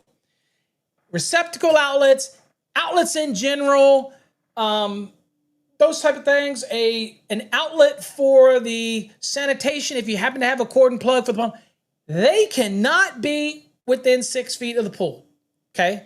That's your golden rule. Used to be 5 feet, by the way, okay? And it is been moved up and bumped up to 6 feet in the last couple cycles, okay? So nothing within 6 feet when it comes to receptacles. Makes sense? All right. And then lastly, in this one, for the receptacles, just a catch-all, is I'll go back to the NEC for this one right here, because you see a lot of grayed out right here, okay? A lot of tan language. This is number 4. This is ground fault circuit interrupters and, of course, special purpose ground fault circuit interrupters. Again, depending on, again, the voltage you're dealing with, because that's the trigger for those special purposes, right? All receptacles rated 125 volts through 250, 60 amperes or less, located within 20 feet. Okay, so those within 6 feet away from the pool and those up to 20 feet, okay, of the inside wall of the pool shall have GFCI protection complying with 680.5b. That is the ones that are 150 volts to ground. It says, or the SP GFCI, those are the ones that are over 150 volts. But what you will notice that receptacle that's on the side of your house that maybe is serving double duty, right? That was maybe within 20 feet, but not closer than 6 feet. And you're like, I'm done. I don't have to do anything extra. That was already required to be GFCI protected by 210.8a, right? So it's already covered. So this is really if you're adding an additional one, maybe that's not already being covered by the structure that's already there, then it's just reminding you that it's a no-brainer, right? Plus, you got to remember it's a receptacle outside probably anyway, so it's going to be GFCI protected. And you remember what we talked about earlier as far as part 1, that the pump room, the pool pump room, that also now requires at least one receptacle, and it has to be GFCI protected on its own, okay? Picking up all these things, right? What does Tom say? Tom says, Tom lives a simple life. I have a creek in my backyard, Article 682. Natural and artificial bodies of water only apply to my naturally made body of water that he likes to take it. God, that reminds me of Caddyshack for some reason, where Carl says he wants to come over. He asks, Carl asks the Chevy, which is, what's his name in that movie? Tab? Is it Tab? They asked him, what's the name of Charlie? Chevy. Anyway, he says Carl wants to come over and use his pool, and Chevy Chase goes, pool, or we have a pond in the back. We have a pond, pool or pond, whichever. You don't want him in the pool, buddy. I don't know why. Caddyshack is one of my top 3 favorite movies. If y'all didn't know, my top 3 favorite movies, as if you care, it's Caddyshack, and Breakfast Club, and number 1 is Saturday Night Fever. Those are Paul's top 3 favorite movies. I watch them over and over again. I just love the movies. I just love the structure of the Breakfast Club. I love the story. It's amazing they didn't do a part 2. I don't know why they didn't do that, because I wanted to see what happened on Monday when they all went back to school. You know what I'm saying? But Saturday Night Fever, John Travolta, it's my all-time. That is my all-time thing. All right, let's look back at the lesson real quick. So kind of a visual. Here's your pool, right? There we go. And you see the measurement, okay? I don't like this line right here, by the way. I think it should be, but it's kind of in line with this, so type of thing. But I could argue that this coping right here, the actually is a measurements from right here, because that's immediately in, okay? So anyway, so here's the 6 feet. So can be closer than 6 feet right here, and not further than 20 feet. Got to have that at least 1. Okay, so that's the one that requires that at least 1. Okay, any receptacle within this position here has to be GFCI protected. Okay, makes sense? Hopefully that makes sense. All right. All right, now, of course, you know that the location we also require, as we saw, we also require that there's GFCI protection in the pool pump room, right? Okay. But I like this illustration.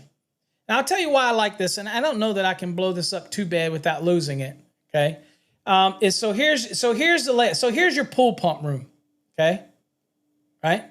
So this right here, so this is 6 feet. It's on the wall right here. So it's 6 feet away from the pool, right? So it is GFCI protected, right? Okay. Now, this is your house, right? This is a house. This isn't a pool pump room. This is a house. So these receptacles right here are inside of the structure. They're not, they're definitely within 20 feet, but they go through the wall, through a door, all this stuff. So these in here, okay, they're not required to be GFCI protected. This is, right? This one right here on the side, right here, if it's within 20 feet, just because I got the ones required here, maybe this one's over here for the sanitation pump, right? Then that would be required to be GFCI protection. If it's within 20 feet of the pool, okay, as the crow flies, take a string and draw that string and just pull it straight from the pool right there inside, then that would require GFCI protection. Now, notice down here, the pool equipment room, notice that requires GFCI protection now, anything, okay? So that requires it. There you go, okay?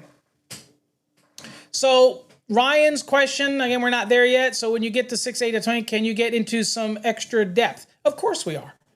You know, I'm gonna explain it enough that you understand it. That's my goal, to do it. Okay. So I'll do my best. Okay. All right. So now let's go on. So that is that. So now it talks about how you do the measurement, by the way. Okay. So the measurement right here. So determine all these distances, by the way. It says the determination of the dimensions in this section addressing receptacle spacing. It says the distance to be measured shall be the shortest path the supply cord of an appliance connected to the receptacle would follow without piercing the floor, wall, ceiling, doorway with hinges or sliding doors, open windows, and other effective barriers. Now, that used to be the way that we did it when measuring GFCI protection in 210.8, but we moved the doorway requirement, okay? But here, that measurement still breaks the measurement, the doorway. So that's why you saw inside. So I could have my house right there 6 feet away from the pool, and I have receptacles that are on the inside of the house, right? But that doorway breaks the measurement, or it stops the measurement, okay? So that is not the same when for example, when we have a kitchen and we have a cabinet underneath the kitchen and we have a receptacle down there, and receptacles within 6 feet used to be required to have GFCI protection. But it used to be that the cabinet would break that measurement. Then it went away and the cabinet didn't break the measurement. Now, in the 2023, in the kitchen, they all have to be GFCI protected anyway. Okay, so you see how we progressed. I'm surprised that we as a code panel didn't remove this, knowing that people probably will run cords through the doorway into that room if they didn't have a receptacle right there. Okay, so we didn't really, nobody submitted it, right? So anyway, here's what it is. All right, so that's receptacles, folks. Believe it or not, everything you need to know about receptacles. You're required at least one. Can't be closer than 6. Can't be more than 20 feet. You can have other ones. That's fine. But they all outside have to be GFCI protected. Okay, makes sense. Easy way to remember that. If I have sanitation or circulation and it's cord and plug connected to a receptacle, then it can't be a receptacle can't be closer than 6 feet. But it has to be GFCI protected regardless of its location. Got it? And obviously from part 1, if I have a pool pump room, any receptacle that's installed in that pool pump room has to be GFCI protected, okay? All right, let's see here. All right, where are we at? Okay, let's go into luminaires. We're gonna talk about lighting, lighting outlets, and ceiling suspended paddle fans. All right, so the very first one, easy peasy. Okay, it is new outdoor installation clearances. So this is a pool outside, and we're putting in lighting, outdoor installations. We're going to put in all these things, lighting outlets, luminaires, and all this stuff outside. Okay, so what does the code say? It says in outdoor pool areas, luminaires, lighting outlets, and ceiling suspended paddle fans installed above the pool. Okay, so that's the first thing. Anything above the pool, okay, or the area that extends 5 feet horizontally from the inside wall of the pool shall be installed at a height of not less than 12 feet above the maximum water level of the pool. Okay, I can give you a visual. Some people like the visuals. Okay, we are visual learners. So there you go. So 5 feet out, okay, 5 feet out over the pool and 5 feet out, any new luminaire, lighting outlet, whatever you put in, if it is general outdoor luminaires, etc., not less than 12 feet above maximum water level. So you're measuring from the maximum water level, okay? And this extends 5 feet beyond the edge of the pool, okay? All right? So again, what we're dealing with back in the code, we'll go back to the NEC, I'll bring it back here. It says in those areas that we just described, okay, it says outdoor pool areas, luminaires, lighting outlets, and suspended ceiling fans installed above a pool or the areas extending 5 feet horizontally from the inside wall of the pool shall be installed at a height of not less than 12 feet above the maximum water level. So, can I install it lower? No, not outdoors.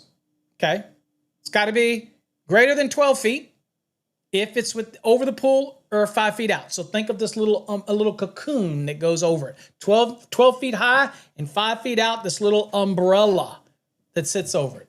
Okay, there you go. All right, so there's that one. Next, all right, that's outdoor. That's simple when it comes to the lighting, okay, or ceiling fans. So what do? Just make it higher than 12 feet, okay, if you've got the space to do it, right? All right. Now, indoor clearances. For installations in indoor pool areas, the ceiling shall be the same as for outdoor areas. Okay, so it's still the same 12 feet, okay, unless modified as provided in this paragraph. Okay, so the general rule is indoor, outdoor, same rules apply, okay? Everything, same clearances apply, 5 and 12. But then it says, however, it says if the branch circuit supplying the equipment is protected by GFCI, it says the following equipment shall be permitted at a height of not less than 7'6" above the maximum water level. So if you GFCI protect it, we're going to let you come down a little bit. I don't know why you wouldn't GFCI protect those other ones anyway, even though you're not required. Hey, anywhere around the pool, I tell you, cautious, always cautious, okay? There you go. I'm not a historian, Paul, so I don't really go back on the research, but typically it's probably because the typical cord is probably 6 feet. I would say that would probably be one of the reasons, that type of thing.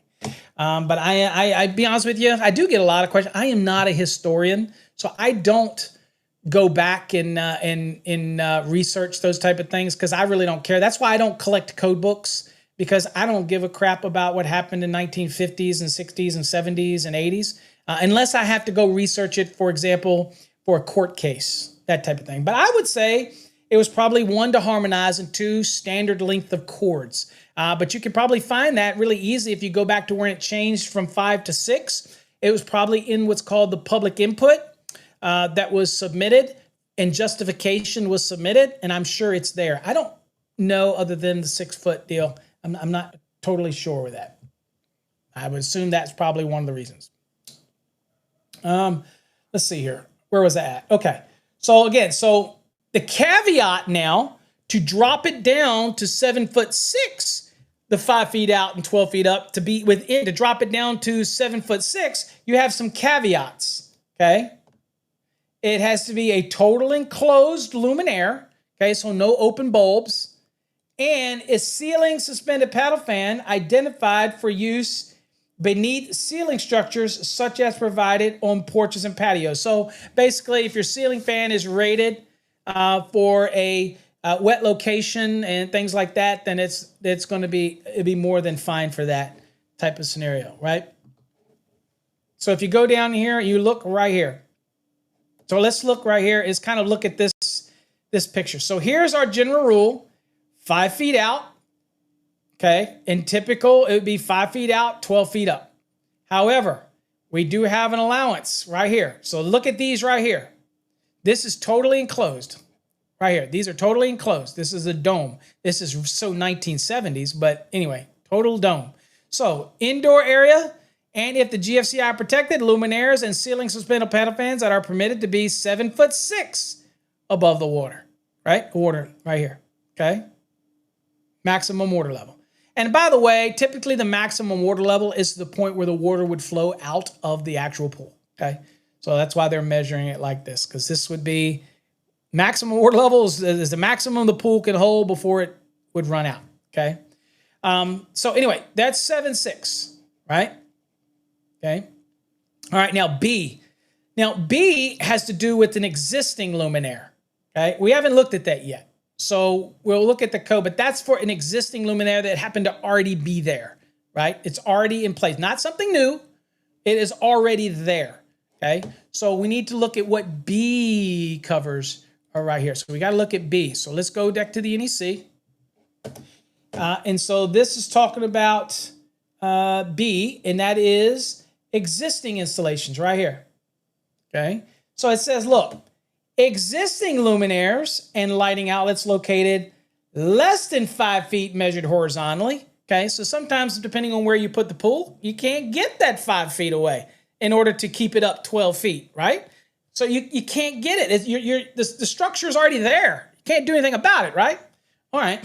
So if that's the case, if I have an existing luminaire or lighting outlet located less than 5 feet measured horizontally from the inside wall of the pool, shall be not less than 5 feet above the surface of the maximum water level. So you still got to measure it. And most all cases, I would think, even if it's a wall mounted next to a door, there's a high probability that it's going to at least be 5 feet high. I mean, come on. I don't know why it would be lower. So it's got to at least be 5 feet above the maximum water level. But here's the big thing. It shall be rigidly attached to the existing structure and shall be protected by ground fault circuit interrupters. So in this scenario right here, this is the existing one right here, okay? I zoom in a little bit for you. Right here. This is the existing one right here.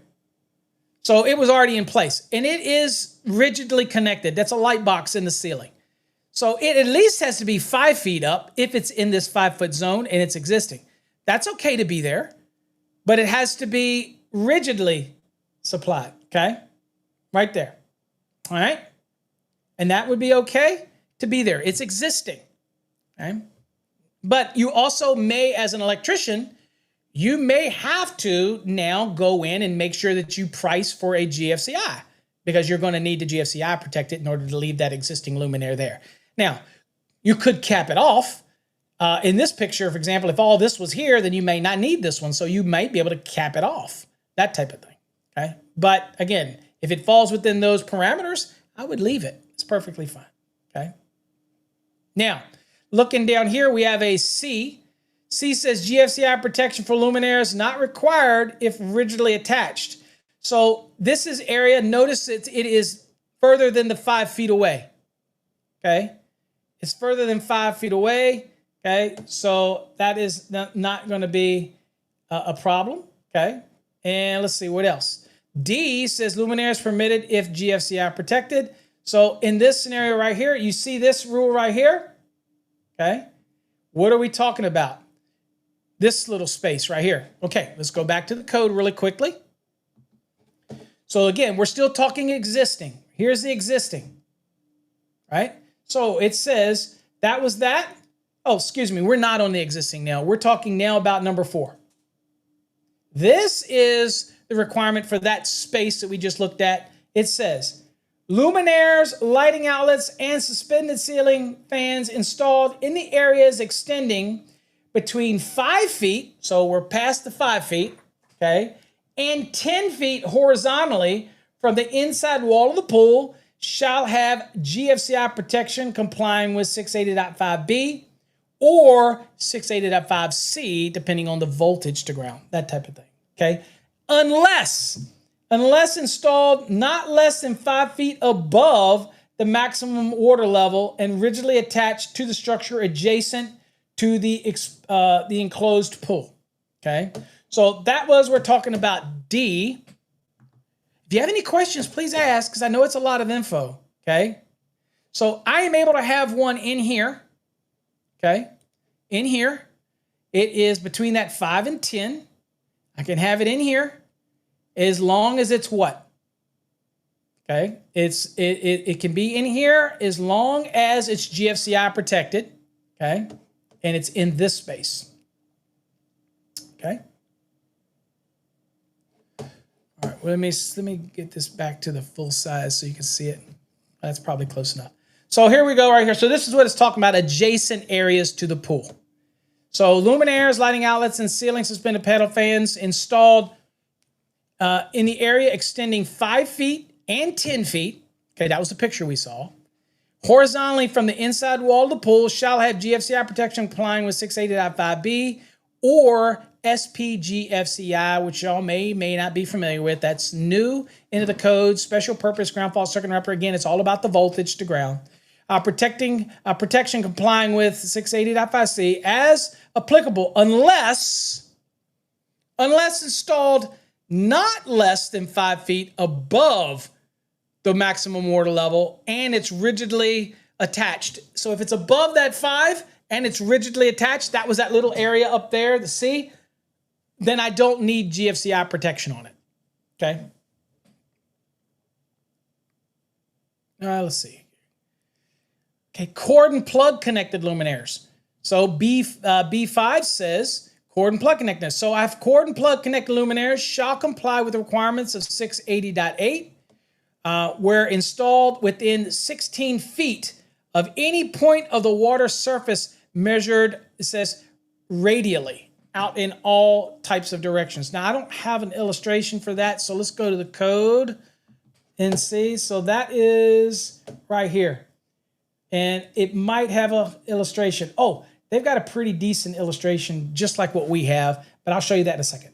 So what we're talking about is the cord and plug connected luminaires. So these could have luminaires that you screw in that maybe have a cord and plug to connect and you're putting receptacles or whatnot. So cord and plug connected luminaires shall comply with the requirements of 680.8. If we click on that, these are the rules for cord and plug connected equipment. And this has a link to the cord link, talks about the equipment ground, talks about the construction. So assuming your cord and plug connected luminaire meets all of these requirements, okay? Has an equipment ground in it, not smaller than 12 gauge, meets 250.122 for sizing of the equipment ground, all that stuff probably going to be already inherent with the cord if you buy it, okay? So probably something you don't think about when you buy it that way, all right? But again, when we say 16 feet, so you have to meet all of these rules if radially in all directions or wherever you install it, 16 feet in all directions, okay,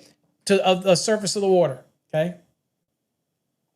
And let's see, and I don't know that it doesn't have an image for that, okay? There's no image for that. So let's see, visual. Let me give you a visual. Here's your pool. 16 feet in all directions. Radially. All around it. Here's your pool. If this cord and plug connected luminaire is within that radial footprint, then you've got to meet those additional rules that are required under 680.8. Okay? All right. That's the best I can give you. All right. So I will tell you that the link does a good job with this. I will show you link real quick. This does a good job of all those things we just summarized for you. So this is the outdoor pool requirements right here. And then they got one for indoor, right? So this is really good if you're in Link and you're doing pools. You should really have Link anyway. But example, see the numbers? So A says luminaires, lighting outlets, and ceiling suspended paddle fans permitted above 12 feet. Yep. So up to 12 feet. Okay. B. Okay. Not permitted in B. Permitted in A, which is above the 12 feet. Makes sense. Next, you have C. This area. This is 5 feet out. Okay. And 5 feet up. In this area right here, it says existing luminaires and lighting outlets permitted in this space if rigidly attached to the existing dwelling. Still going to require GFCI protection, but this gives you allowance to leave some stuff that may be there prior to when you came and did the pool. That's not a problem, okay? Next is D. So this is the zone that is out 5 feet to 10 feet, okay? This zone out here. And can I have them in here? And can I have a lighting, like say a lighting outlet that's less than 5 feet high right here? Yeah, I can have luminaires and lighting outlets permitted if it's protected by GFCI. And that's considered adjacent. That will be fine, okay? What about E? It is, again, further than 5 feet away, but it is higher than 5 feet. So that is E. So what does E say? E says luminaires and lighting outlets permitted if they are rigidly attached, okay? Rigidly attached and would not require GFCI protection out here, okay? All right, there you go. So that's kind of a synopsis of everything, right? And then, of course, for the indoor, very similar. The only difference is right here. You can have them lower than 12 feet, provided that if it is what? That it's actually one of those that are totally enclosed luminaire, or the suspended ceiling fan is rated for like a wet location or the application of where it's been installed. Then that could be less, but it can't be lower than 7'6". Okay, all right. Notice that. Okay, keep that in mind. Anyway, that's a really good reference for those that are interested in that type of thing. Okay, all right. So now let's move on to what about switching devices? So we know we got all, we're pretty good. Rigidly attached, screwed by screws, 632s, 832s, whatever it is, screwed to the side of the wall. The lighting outlet is mounted to the wall, screwed to it. That's rigidly attached. Okay, not hung on a hook. It can move it around. You can grab it. It has to be attached rigidly. Screws, bolts, nuts, whatever. That's rigid. That's what we mean. What does Mitch say? Hey, Paul, how about receptacles that are within 20 feet of the pool being used for outdoor kitchen equipment? It doesn't matter because basically the GFC requirement also kicked in that said any receptacle within 20 feet. But I'll remind you that any receptacle that's located outside is going to be required to be GFCI protected anyway. So the moment that you said outdoors, then it's going to have to be GFCI protected because 210.8 says all outdoor receptacles are to be GFCI protected. Okay? So it's already going to cover that. Switching devices. Switches. Snap switches. Simple. We're talking about lighting, so keep it simple. Any type of switching device. So switching devices shall be located at least 5 feet horizontally, okay, from the inside wall of the pool, unless there's a barrier there that would force you to have to reach around it, like a solid barrier where it would, in theory, be further than a 5 foot reach, okay? So you could have a pool that's right next to a wall that has a gate. Maybe they put the switch because of limited space. Maybe they put the switch on around the wall on the other side of the gate. Yes, the switch through the wall would be less than 5 feet, but as it wraps around that solid fence or solid barrier, it would be less than 5 feet, but that wall is in the way, so you literally could not reach it from the pool. That's okay too, Okay. But in general, when you're installing these switches, why do you have to be careful? Because sometimes these pools will come right up to the side of a house these days, okay, or a building. And so you might not be thinking about it, and you put the switch right there on the wall for convenience to turn on some lighting, let's say in the pool. It is right there, and it cannot be within 5 feet, okay? All right, so let's look at what it says. Okay, so here's what it says in the code. It says switching devices shall be located at least 5 feet horizontally from the inside wall of the pool unless separated from the pool by a solid fence, wall, or other permanent barrier that provides at least 5 foot reach distance. Okay. Alternatively, a switch that is listed as being acceptable for use within 5 feet shall be permitted. Now, what does that mean? Okay. So as a code panel, it was brought to our attention, for example, that sometimes you have electrical pool lift, electronic pool lifts, electrical pool lifts, electrically powered pool lifts. You have other pieces of equipment that may have a switch built into it, but it is part of the equipment. It's evaluated. It may be in a separate enclosure that's sealed. It may have a gasket over it. It was designed as part of the equipment. Well, if it's part of the listing of the equipment and it has a switch in it, then that's okay within that 5 feet. But not a normal snap switch, not a normal where you flip it up and you flip a toggle, things like that. That can't be within 5 feet. So you route it however you have to route it, okay? But sometimes you may run into a piece of equipment that may have, for pools, so it's listed for pool application. You may run into a electrically powered pool lift that literally has a built-in switch on it. It's a disconnect switch. It's built into the switch. That's okay within 5 feet because it's been evaluated and listed as part of that, okay? So maintaining this separation of at least 5 feet helps ensures those individuals enjoying the pool will not accidentally or hopefully not intentionally touch the metal enclosure that houses the switch or any potentially energized components typically associated with a switch, whether it's a switch, whether it's usually they'll say a switch is a Bakelite or it's non-metallic and you touch it, those type of things. But there's always a possibility of water. It's raining. You might enjoy your pool, whatever, in when it's raining or in the winter and you have moisture that gathers on it, whatever, anything like that. We don't want that to be an issue to come in contact with that, okay? And if we look at the NEC, again, the measurements on all those other things are the shortest path, draw a string and pull it tight, the same path that a cord would travel. That's how you measure these things, distances. So here's the switching requirement right here, okay? Switching devices. Didn't say just toggle switch, okay? Switching devices, okay? You'll also know that the same requirement, if you remember, was for the maintenance disconnect. It is a switching device, but it's also a maintenance disconnect. Back in part 1, it still could not be within 5 feet. Makes sense? And you're also going to see that same requirement when it comes to hot tubs and spas, okay? Because it's going to make reference to it. Something to keep in your mind, 5 feet, okay? That type of thing.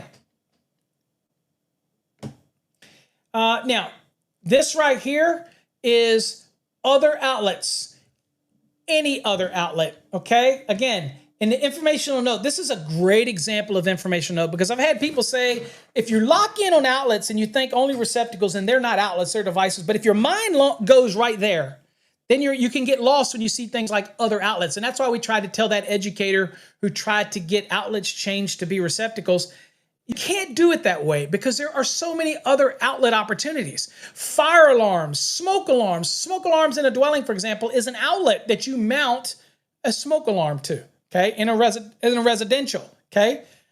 So there are so many other outlet opportunities where you're taking something from the system that we have to be very generic. So we have to create a catch-all. So here's what it says. It says, other outlets. It says, other outlets shall not be less than 10 feet from the inside wall of the pool. Measures shall be determined in accordance with 680.22A5. Again, measuring as a straight line, as a crow would fly. Now, This is an informational note, and I think these things can be very helpful. Now, we don't want informational notes to become like your for schools, right? We don't want this to be an instructional document. That's not what we want the NEC to be.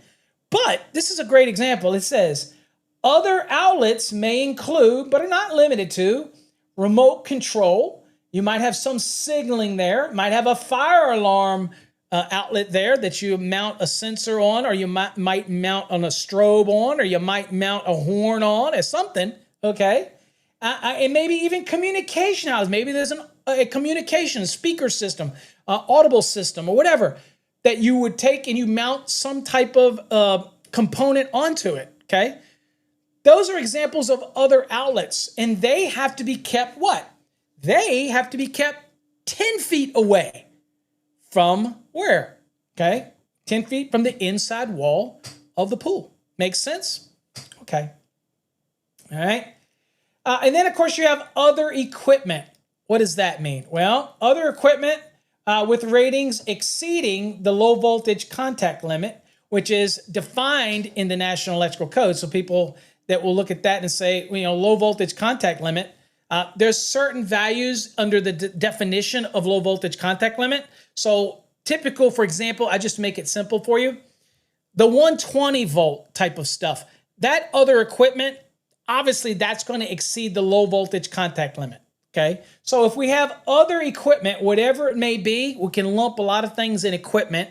It says other equipment with ratings exceeding the low voltage contact limit shall be located at least 5 feet horizontally from the inside wall of the pool, unless separated from the pool by a solid fence, wall, or other permanent barrier. Okay, and again, just so we tune into this, I will go to Article 100 and show you what we're talking about so that you know what those voltage values are. And let's see if I can find it. I think it's under L for low voltage contact limit. Let's see. Let's see here. Let's see if I'm right. I might not be. Let's see. There we go. Low voltage contact limit right here. So what is it? That. So where the voltage, the low voltage contact limit is a voltage not exceeding the following. So 15 volt RMS, sinusoidal AC. This is generally generated directly within the piece of equipment, and it'll tell you whether it is this or not. 21.2 volts peak for non-sinusoidal AC, 30 volts for continuous DC, or 12.4 volts peak for DC that is intentionally rated at 10 to 20 hertz. Okay. So again, you've got some commentary. So the low voltage contact limit are based on wet contact limits, and there are some tables in Table 11A and 11B in Chapter 9 that talks about all these low voltage contact limits and all that kind of other good stuff. I'll pop it up here so you can see it. Here is talking about it, and you'll see that there's a table here that has a lot of good information on here. So an inherent limited power source overcurrent protection talks about Class 2 and Class 3 and all these different things down here, okay? All you got to remember is what is marked on the piece of equipment. If it is over those low voltage contact limits, then it has to stay at least 5 feet away from the pool, okay?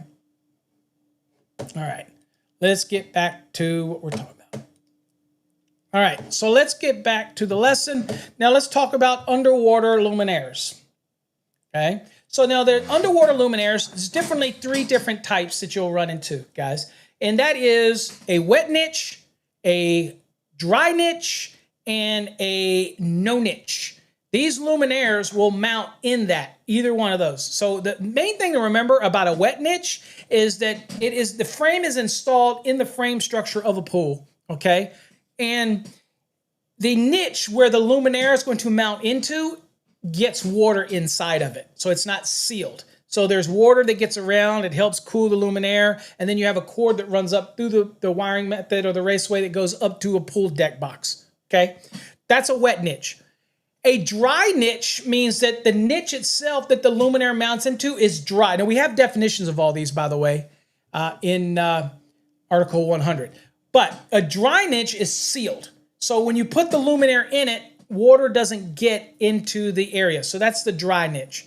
And then a no niche type of luminaire is a luminaire that mounts that is all self-contained. It doesn't have any niche at all. You just simply buy the assembly and it actually has mounting brackets and you'll mount it to the side of the pool. And they do have the time that mount through the pool on the side of certain types of pool. They have some that mount into the framework. Those are called no niche. And they're just like what they sound like. They have no niche. Okay. There's nothing that you mount those into. They come already as an assembly. Okay. All right. Just wanted to get that out of the way first before we dig deep into the luminaire stuff. And let me go on and get into that real quick. Okay. Underwater luminaires. A1, design, normal operation. Okay, it says the design of an underwater luminaire supplied from a branch circuit. That's what it is, folks. Branch circuit coming from your pool deck box, usually down. Okay, circuit either directly or by way of a transformer or power supply meeting the requirements of this section shall be such that, okay, we're talking about the luminaire, such that where the luminaire is properly installed without a GFCI, there is no shock hazard with any likely combination of faulty conditions during normal use, not relamping. Okay, now, there are conditions where the underwater luminaire may be installed without a GFCI protection, okay? Such as those supplied by, let's say, an isolated winding type transformer with an ungrounded secondary with a metal barriers between the primary and secondary. So it has a separation. So these are certain types of luminaires that may be installed underwater that are being supplied from an isolated winding type of transformer. It's all pool equipment. It's all listed for this application. In those scenarios, the instructions will make it very clear that in that scenario, you're not going to have GFCI protection that goes down. Now, that doesn't remove possible GFCI protection on a supply side of this transformer, okay? That's a whole different topic. But you're not going to have GFCI protection directly for the luminaire that's underwater in those unique type of systems. Now, if you're dealing with the 120 volt, which I cringe, but they're still available, you can still use them, still permitted, those that are installed will have GFCI protection, okay? Without doubt, okay? Now, let's go back here and read it again. Now, in those type of scenarios, it says both transformers and power supplies, if they're used, are required to be listed, labeled, and identified for swimming pool use. That is so critical because if you get one of these types of lighting systems that is utilizing an isolated winding type transformer, then you have to make sure that it is evaluated. So it is listed, it is labeled as such, and it has identification on it that makes it very clear that it's for a swimming pool application. This is not a Frankenstein type of thing where you can piecemeal stuff together. Not going to work, okay?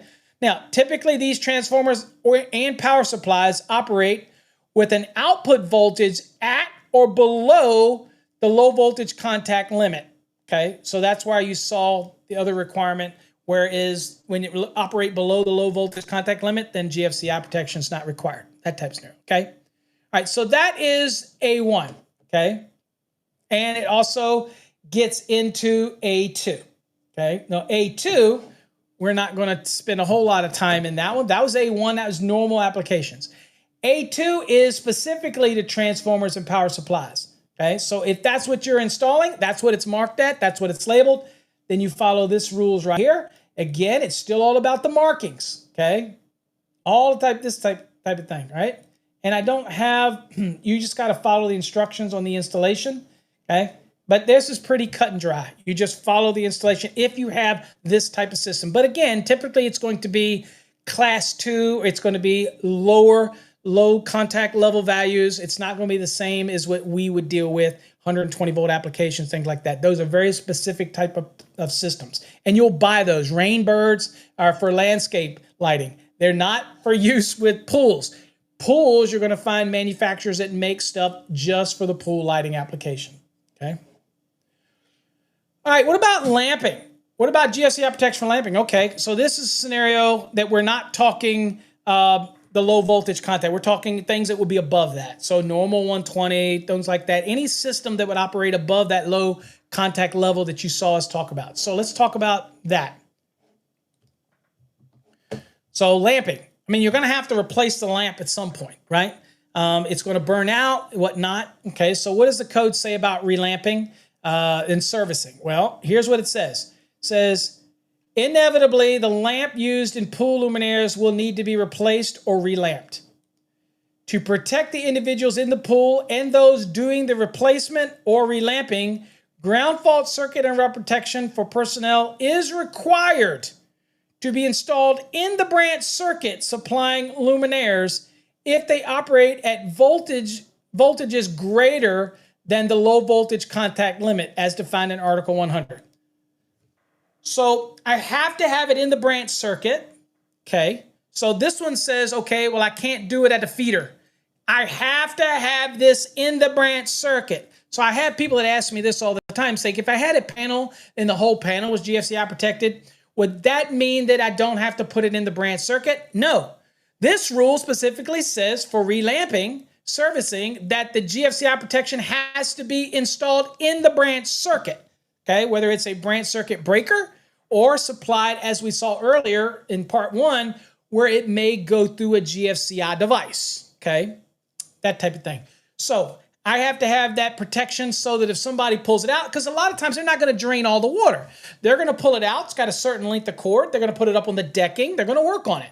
Okay, they may not drain all the water, that type of thing. You never know when the light goes out and it needs to be servicing. So we need to be able to get it out of the water. Okay, it has to be able to reach the decking. But in this case, GFCI is required. Now, I think that you also know that it probably doesn't matter anyway, because all of these lamps, if you're doing this and they're probably going to be above the low voltage contact limit anyway, then you're probably going to put GFCI protection on anyway, so it becomes a moot point. But I think it's just important for everybody to understand that, okay? Also, voltage limitations, okay? So what does that mean? It says, this is for luminaires now. There is a voltage limitation. It says no luminaire, period, shall be installed for operation on the supply circuits over 150 volts between conductors. Okay, so between conductors, you cannot exceed 150 volts. Okay, so 120 volt circuits, like that type of thing. So 208 volts is going to exceed 150 volts between conductors. Okay, so what do we see here? Typically, the branch circuit that supplies a pool underwater luminaire are 120 volts, or they using the low voltage contact limit type, so they usually have the ones that are isolated winding transformer. Okay, a little more money. I can tell you in my career, the majority of the pools that I dealt with as a contractor, they were all 120 volt luminaires. Just the way it was. I'm a big believer in dealing with the low voltage type. With the LEDs that we have now, I like that better. But I'm just dating myself. Most of the stuff that I dealt with was 120 volt type of things. Now, an example of a circuit that would exceed 150 volts between conductors is a 277, okay? But we typically would not find that in a residential application anyway. But again, the rule is the rule. It's not residential specific, okay? But the rule is the rule, okay? All right. All right, now, what about those luminaires if they're wall mounted? So we're going to put them in the side of the pool, you know, whatever. And most of the time I saw them under the diving board. But there was other ones that people would put all around the pool. Some of the high-end homes that I did, those pools, believe it or not, they had the wet niches and they had them all over the pool. They like to light that sucker up. Okay. Well, there is a specific requirement for where you locate them. Okay. So if you're going to be installing in it, it says luminaires installed in walls shall be installed with the top of the luminaire lens, okay, so the top of the lens, okay, not less than 18 inches below the normal water level of a pool, okay, not the top, below the normal water level. So where is the normal water level, by the way? If you have skimmers, the skimmers will keep the water at a normal water level, keeps it from overflowing, okay? So in a failure, you can have maximum water level is from the point where it would spill out. But when we make references like normal water level, is what is the water level going to be at under normal conditions? Not maximum, like if it stops or they get stopped up, that's the maximum water level. The normal water level is going to be like at the skimmer level, okay? So that's where the water would be normally, right? And so it says below, it can't be not less than 18 inches below the normal water level of the pool. unless the luminaire is listed and identified for use at lesser depths, and they will be printed on it. They will be marked on it. They will say that because they're very aware of this 18-inch requirement. So if you don't think that a manufacturer that makes that the normal luminaire would have to be what, no less than 18 inches down from the normal water level to the top of the lens, if you don't think a manufacturer who makes one that maybe was tested to be used at a lesser depth, that they're going to maybe make sure that that's on their literature because they're going to they want to get an advantage over a normal luminaire that's going to be mounted in the wall, right? So they want to get an advantage. So they're going to mark that on there if they can, okay? Now it says no luminaire shall be installed less than 4 inches below the normal water line of the pool, okay? And so we see this right here in A5. So I didn't make any of this up. These rules are there. It says it's exactly how I presented it. And you guys are familiar with what we've seen in the last 2 days. There's a maximum water level. And now you understand what a normal water level in the context of the code is. Typically, you have circulation and skimmer scenarios like that. So that would be your normal water level. Okay. Now, what about those luminaires that are in the bottom of the pool? All right. Well, now, again, here, the normal water level is considered the lowest point on the skimmer. Okay. There you go. I kind of already told you that, but there it is. What about the bottom mounted luminaires? Any luminaire that is facing upward are required to have either a lens guard to prevent contact by any person or be listed for use without a guard. So obviously these manufacturers understand this, right? So unless it has a lens guard built into it, or it is listed for no need of a guard, that type of thing, and a manufacturer is going to take care of that for you, and they're going to make sure that you understand all those type of things, okay? So let's see here. Some more commentary. It says, another important factor to consider is the difference in the various underwater luminaires that are covered. So we have the wet niche is one that's intended to be directly mounted in the forming shell of the pool and fountain structure. It's going to have water always around it, okay? The nature of the installation places a luminaire completely surrounded by water. That's why they call it a wet niche. Water is going to be getting all around it, okay? Of course, a dry niche is one that is installed in the floor or the wall of the pool or spa or hot tub or fountain. And even in a storable pool can have a dry niche where the luminaire is sealed against the entry of water. So it can't get around it. It's a dry niche and you follow it. And of course, then we have a no niche, okay? And a no niche, like you said, is a no niche luminaire is just like it sounds. It's to be installed above or below the water without a niche at all, okay? There's no niche, so we don't have limitations. It's a no niche, okay? So where we see that in the code is when you go look at the definitions for it, okay? Under wet niche, no niche, dry niche. All those are defined terms in the National Electrical Code, okay? Now, let's get into some wet niche applications here. The forming shell, what is that? So in a concrete pool, a gunite pool, those type of things, you create the structure of the pool, and the wet niche is designed to support the luminaire. So the wet niche is an assembly, and it's mounted in the pool's framing structure. Then you actually have the luminaire that's designed to mount into the wet niche. So when you pull it out, water is going to get all around that luminaire. So that means that it's typically sealed with a cord that comes out of the back of it. Okay, the wet niche itself is going to have a lug on it to be able to connect it to the equipotential bonding or to the rebar, if that's what you have. That's part of the conductive pool shell, if that's what you have. So you've got this other connection points.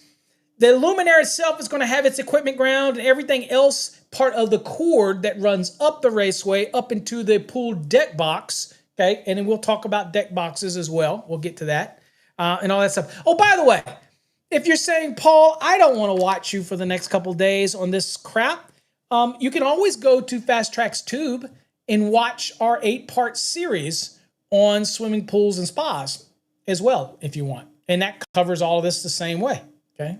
probably spend about as much time as we're going to spend in here on Coffee Hour. So you could say, Paul, I don't want to watch you for the Monday or whatever it is. I'll just go watch that video. Okay. You do you, boo. That's okay. All right. All right, Tom, take care. Okay, now that we understand that each of these types of luminaires, we can begin to see how the NEC rules are going to apply to each one of these. Okay, so let's talk about wet niches first. All right, so wet niche. Let's talk about the forming shell that is going to hold a wet niche luminaire. So we're looking at 680.23b1. It says, forming shells shall be installed for the mounting of all wet niche underwater luminaires and shall be equipped with provisions for conduit entry. Right, because it's got to get it into the wet niche in order to be able to get the cord from the actual luminaire up to the deck box, right? It says the metal parts of the luminaire and the forming shell in contact with the pool water shall be of brass or other approved corrosive resistant materials. All forming shells used with non-metallic conduit systems, okay, so yes, you are allowed to have a non-metallic conduit system like a PVC, other than those that are part of a listed low voltage lighting system, not requiring grounding, shall include provisions for terminating an 8 AWG copper conductor. So if I use a wet niche and I run a brass raceway up or some other approved corrosive resistant metal up to connect to the pool box, then I don't have to run an 8 gauge down to it to connect it to the equipotential bonding. Okay, in those scenarios, I don't have to do that type of thing, because typically that would come into the wet niche and connect to a lug inside the wet niche. Well, I don't have to do that if the wet niche connects to a brass or other corrosive resistant raceway that connects up. Then that's all done because it's going to go into a threaded entry into a pool deck box. Then I don't need it. But if I choose to run non-metallic as a choice, then I have to make sure that I include at least an 8 gauge down with that cable to that luminaire so that I can make that termination down in the wet niche. Okay. Important for you to understand that application. Okay. Now, let's see. What about the wiring that is going to extend directly down to the actual wet niche? So it's going from a deck box, let's say, or junction box, or other type of enclosure that meets the requirements of 680.24, which is about the different boxes and enclosures. That's going to go right down to the forming shell, directly down. Okay, and we'll have an image of that, but I'll show you. So what does that mean? All right, so that's this right here. So wiring extending directly to the forming shell, where you're going to be putting in the luminaire later. All right, it says conduit shall be installed from the forming shell to a junction box or other enclosure conforming to the requirements of 680.24. It says conduit shall be rigid metal. It shall be intermediate metal. It shall be flexible non-metallic, okay, or rigid polyvinyl chloride conduit, okay? And we have a figure to look at. So let's look at it right here, okay? So this is talking about what? This is wiring extending directly to the forming shell. So let's look at this picture right here. Hopefully y'all can see this. I'll blow it up a little bit. I don't know I don't know if I can blow it up too big. Let's see. Right now it disappeared. Hold on. Okay, a little bit better picture, maybe you can see. Okay, so here's a pool deck box, okay? We'll talk about these when we talk about the boxes, but there you go. All right, so here it's running out, okay? And it's running up. Look, notice it says right here, PVC jacketed MC, yeah. Running out, coming up to this box, okay? Right here. All right, now, coming out and down. This is your wet niche, right? So if it is metal conduit of red brass or let's say stainless steel, coming down, then it's fine, right? That makes that connection. However, if this happens to be PVC, if PVC conduit is used, then you have to install an 8 gauge insulated copper conductor, okay? And it runs all the way down with it, in it, and you'll notice that it's connecting over to the forming shell, right here, okay? And you also have to seal this connection with a listed potting compound. That is not just your typical like a duck seal. Okay, not gonna work. Okay, so that is what it's talking about right there. Okay, so regardless of what you're running there. Okay, so that's from the deck box down to. Okay, so I can use metal conduit or red brass, and that would make that connection. Or if I'm using PVC, then I'm going to have to install the wire down there to make the connection. Okay, your choice. What do you want to do? Okay. All right, so let's go back to the NEC a little bit. So now here's your options. So this is what you notice that this is been added rigid polyvinyl chloride. Okay, so where it's metal, okay, it shall be brass or stainless steel. Okay, that's strictly from the box directly down to the wet niche. If it's non-metallic, you have to follow these rules, and it's going to tell you that it has to be 8 insulated, solid or stranded. Not a problem. Copper bonding jumper shall be installed in the conduit unless it is the one of those that are listed to the low voltage contact limits, which doesn't require grounding anyway. So then you wouldn't need to worry about that. Okay. It says the bonding jumper shall be terminated in the forming shell, junction box, or transformer enclosure, or ground fault circuit after enclosure. It says that termination of 8 bonding jumper in the forming shell shall be covered with or encapsulated in a listed potting compound to protect the connection from possible deterioration effects of the pool water. Okay, and obviously there is no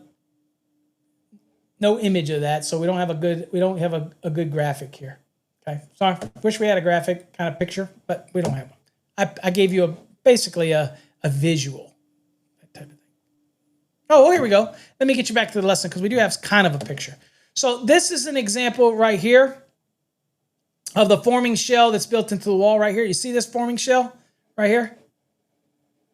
So this, obviously the equipment ground is going to be run through here. This is from the luminaire that's going to mount in here, right? What you see here is obviously this was run down, let's say with a PVC material. Okay, PVC pipe came down and you see that they installed this 8 gauge and it is insulated and they ran it down, okay? Installed it in, right? All the way down, okay? And connected all the way down, and they connected it where? Right here, on this wet niche, and a logo was provided. And they sealed it with a sealing compound, okay? Makes sense? Just want to make sure all that makes sense. One question that somebody typically asks me, and I'll take you back to the NEC just to show you this. Some people ask me this. So see right here, it says where a non-metallic conduit is used. It says the 8 insulated solid or stranded copper bonding jumper shall be installed in the conduit unless it's the listed low voltage type system, not requiring grounding. It says the bonding jumper shall be terminated in the forming shell, yada, yada, yada.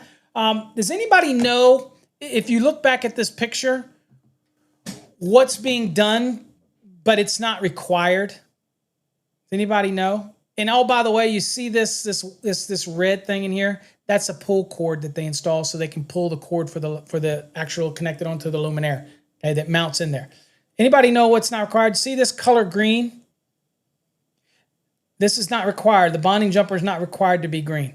It makes sense to make it green, but it doesn't say anything in the requirement that has to be green, okay? I'm just saying. All right, let's get back to the lesson. I might have blown it up too large. There we go. All right, back to the lesson. All right. All right, let's see here. So that was, went a little far. All right, so let's go a little more. All right. So the termination of the 8 AWG bonding jumper, again, solid or stranded, covered, right, with that potting compound. Not just normal duct seal, by the way, okay? Equipment grounding provisions for cords.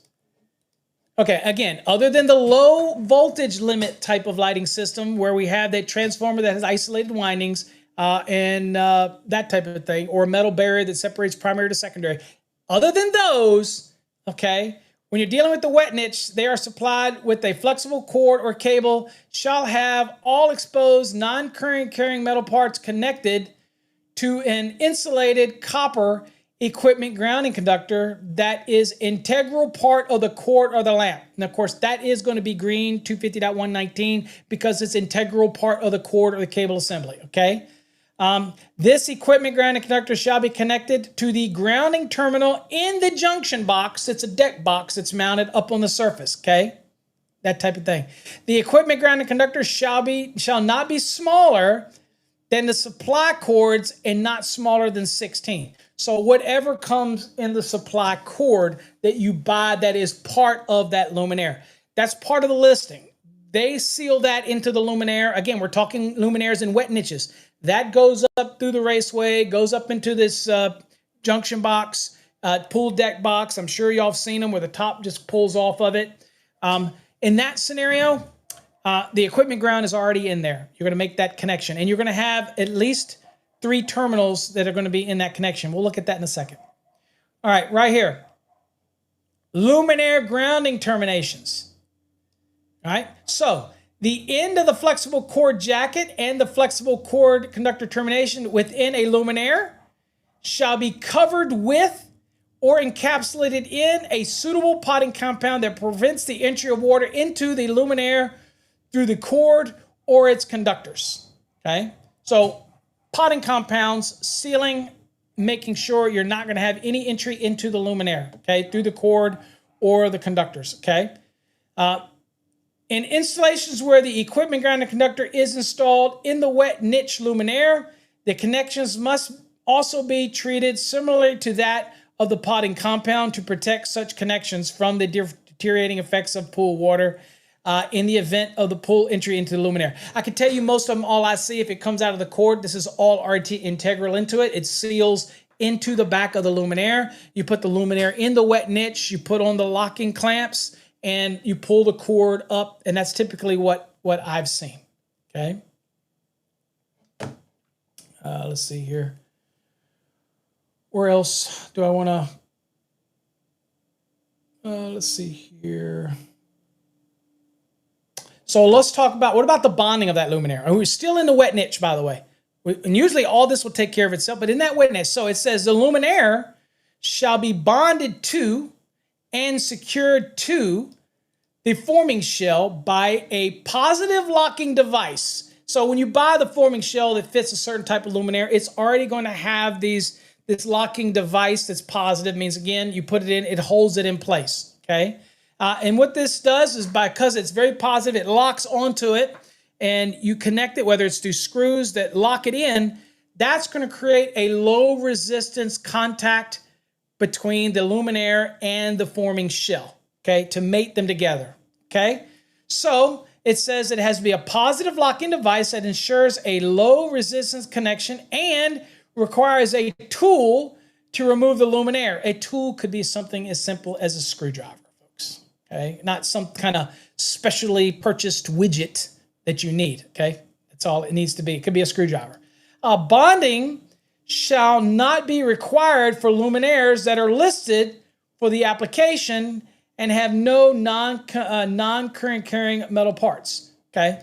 So if you buy a luminaire and it is the type that go in it, it may be plastic and it mounts into this wet niche. Well, you're already bonded the wet niche, and the cord from the luminaire will have the requirements going up to the box anyway. So typically it's already going to be provided in it. So again, obviously there's no non-current carrying metal parts that need to be bonded, those isolated parts. If it's listed for the application and it's listed for pool lighting, then it's done, everything. So you can assume that if you buy it listed, it's all together. You don't have to do anything extra.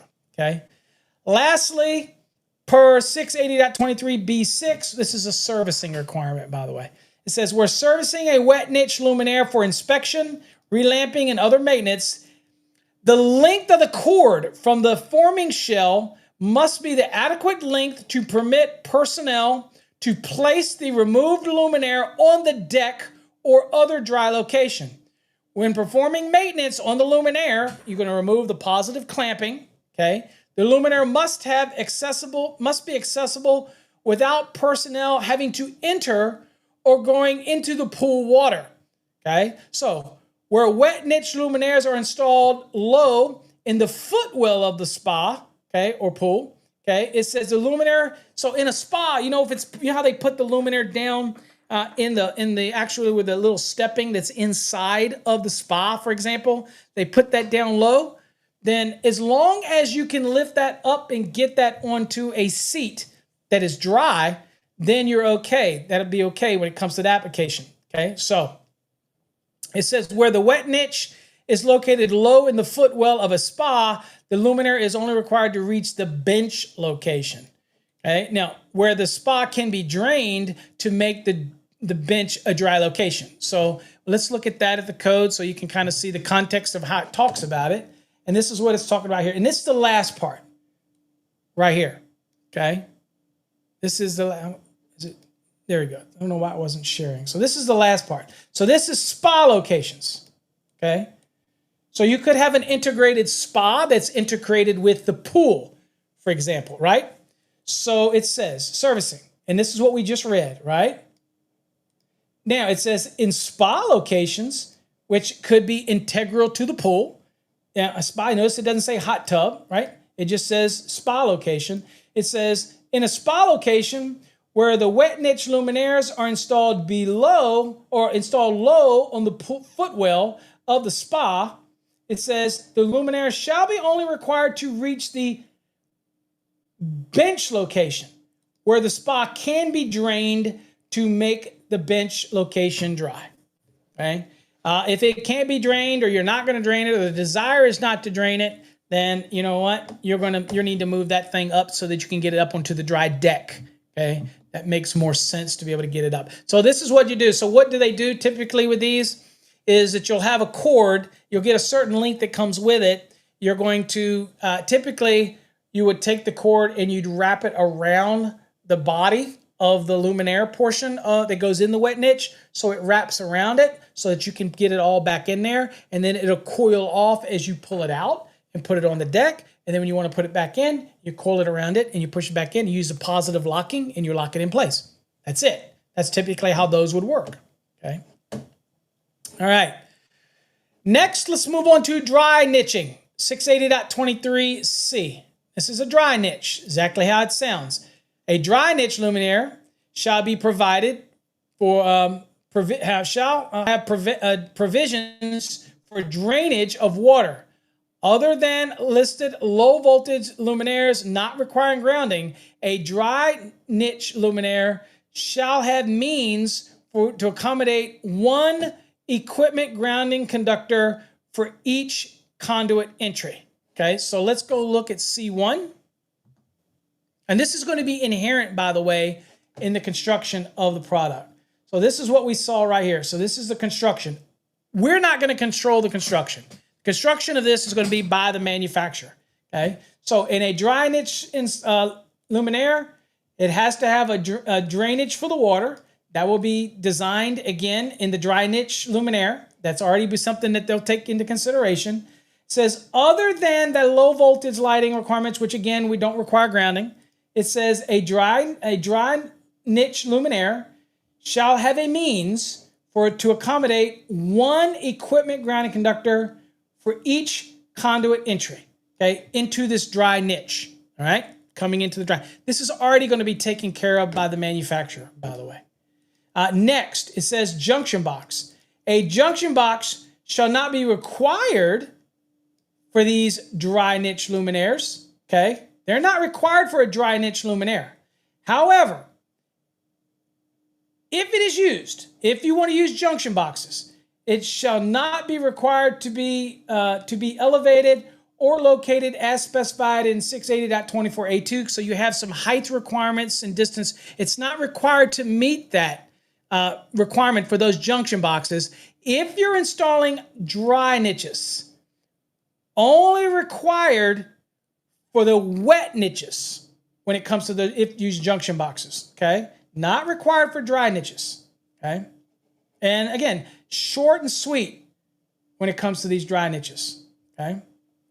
And then no niches. No niches says a no niche luminaire shall meet the construction requirements of 680.23B3. So remind you that 680.23, let's see here, B3. So it says meet the requirements of B3, which is right here.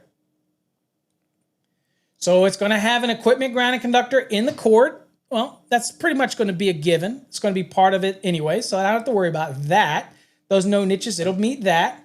And be installed in accordance with 680.23b in general. So 680.23b is the same as, let's see, 680.23b right here. Following all the rules where applicable. Okay, follow all these same rules because it's making reference to it, right? For the no niche luminaire. Now, it says where connection to a forming shell is specified, the connection shall be to the mounting bracket. So there's a mounting bracket that comes with these no niche luminaires. And typically what that's going to do is that's going to mount directly onto the actual shell assembly for the that's designed to go into the pool. So they'll give you a mounting bracket that's going to be incorporated into the actual shell construction of that pool. Okay. And then of course we also have ones that are called through wall lighting assemblies. Okay. These are a lot of these types that you actually mount through the side of a wall of certain types of pools. And they'll actually screw. And I was hoping that I had a picture of one of these, and I don't think they do. Let's see, that's a picture we just showed. I was kind of hoping we had that's the deck box requirement, wiring methods and everything. So we're going to get to the branch circuits in a minute. I was hoping I had a picture, but it didn't have a picture. Okay, so we don't have a picture. So these are exactly how it sounds. They actually mount through the wall. So I'll come back to me just to kind of give you the visual. So you have the wall of the pool, depending on what type of pool it is. It could be a permanent installed pool, but it's made of a certain material or those metal type of framed pools that actually have the portals. And these are designed to go, they have kind of like a connector. It goes through an opening in the pool, and it has a female and a male. They mate together and they connect together tightly, and they sandwich the wall. That is considered what's called a through wall lighting assembly. Okay, that's what those are. They will actually penetrate through it. They're not the same as a wet niche, dry niche, or even a no niche, which gets mounted on the actual assembly. These actually will poke through the wall assembly, so it's a unique type of installation. Okay, you probably can Google and look and say, what is a through the wall assembly look like, and you'll probably get a picture of what one looks like. Now, it would have been nice to have one in link to show people different ones, but they don't. So, all right. So now let's see here. So that's all of our luminaires that we have. Just remember, and a summary of this would be wet niches. If it's brass or stainless steel, that can make the bond from the wet niche up to the junction box and all this type of things. That can make that bond. If it's PVC, then I need to install an 8-gauge down, insulated 8-gauge down. And again, that termination in the wet niche to a lug needs to be encapsulated. Let's see. So we've got that. If it is a dry niche, then all of that's going to be already figured into the piece of equipment. And only difference there is in the dry niche, it has to have an additional provision for equipment ground connection, that type of thing. So again, that's going to be already something the manufacturer takes care of. No niche, follow all the general rules in 680.23b, those type of things. But in general, those also come with their own installation requirements. Just follow those installation requirements. And then we have the through the wall type that will have mating components that actually sandwich like a connector in a lock nut, for lack of a better explanation. They're through the wall type of penetrations, that type of thing. Makes sense? Hopefully that makes sense. Okay. So now we're looking at the right here in construction, again, dry niche. We made that clear. They have to accommodate, again, a means for one equipment grounding conductor for each conduit entry. So if that type of thing. So depending on this dry niche, how many entries it has going into it, typically I only see them with one. But again, if it had multiple entries into this dry niche, then it has to have an equipment ground, a terminal to accommodate, okay, one for every entry, okay? And the other reason for this also, by the way, in case you ask, is because remember, it doesn't require a deck box. And a deck box requires a certain number of equipment ground terminals. Well, and it's usually based on the number of entries. Well, in a dry niche, remember, it doesn't require the deck box. So you could be coming into a dry niche and it could be looping out for some reason. So we need to have enough equipment ground connections that's going to accommodate the number of entries. And again, depending on the dry niche and the entries that the manufacturer give you, they're going to provide you that. And the manufacturer will take care of that, okay? And the big difference between a wet niche and a dry niche, again, is the water that's surrounding everything, right? So the wet niche has water surrounding the luminaire, okay? A dry niche is waterproof, and it's designed to allow relamping from the rear, by the way, unlike a wet niche, okay? A dry niche typically doesn't require a junction box, unless the manufacturer demands one for some reason, but a wet niche does typically have a junction box. However, when you're using a junction box, even if it's not required, okay, it still has to meet the rules. So even if you choose to use one for a dry niche application, and we're going to look at junction boxes, but if you choose to use one, even though it's not required, you still have to meet all of the rules for that junction box, okay? All right. Okay, so let's look at junction. Let's talk about that really quickly. Let's look at 680.23c. Well, no, we already did that. We kind of looked at that junction box requirement. We just kind of, that junction box. It's telling you whether or not you have to have a junction box for a dry niche, and you do not. But where you do have one, still got to follow the rules, okay? All right, let's see here. We already did no niche, okay. Let's see here. I was just trying to see if there's anything additional that I want to add to this. No, we'll talk about the branch circuits. All right. All right, so tell you what we're going to do. We're going to stop for today, even though we did not get to equipotential bonding. Again, because there's so much crap to cover, and we took up 30 minutes covering other stuff. So if I'm long-winded and you don't want to follow me, have a nice day. Mike Holt has a channel. So does other folks. But if you do want to come back, hopefully you'll come back tomorrow. So what we're going to do is, rather than spin the wheel today as a giveaway, I know y'all all did the hashtag. We're just going to do one big love giveness today. Down at the bottom, we're going to give it to everybody. Anybody that is willing to purchase the 2023 NEC Enhanced program today till the end of the day tomorrow, you are going to get the grounding and bonding as well. Okay? Okay? So, again, there you go. All right? So, because we're running so far over, it's almost 3 hours. I am not going to do a giveaway today. I'm sorry. If you just hung around just for the giveaway, womp, womp, womp. Till next time, folks, stay safe. Sorry I kept you so long. Till next time, God bless. Catch you Monday, where we definitely will talk about the branch circuits, and I promise you, we will get to equipotential bonding on Monday. All right? Promise. And promises made, promises kept. Till next time, stay safe. God bless.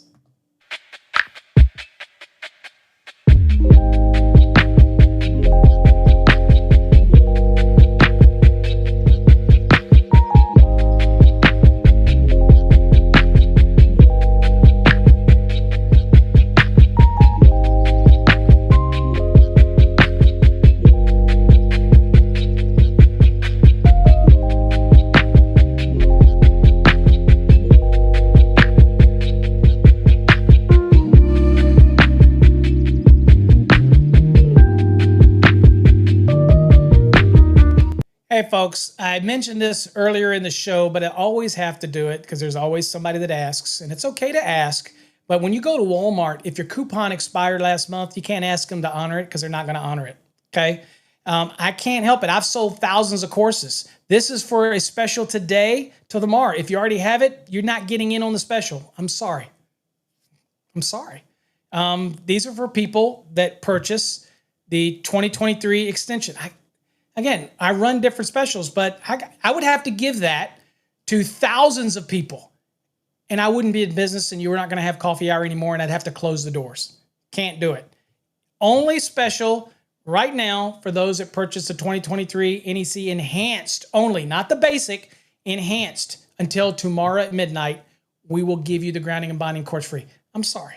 I can't retroactively apply that to thousands of people. It's not going to work. Take care. God bless.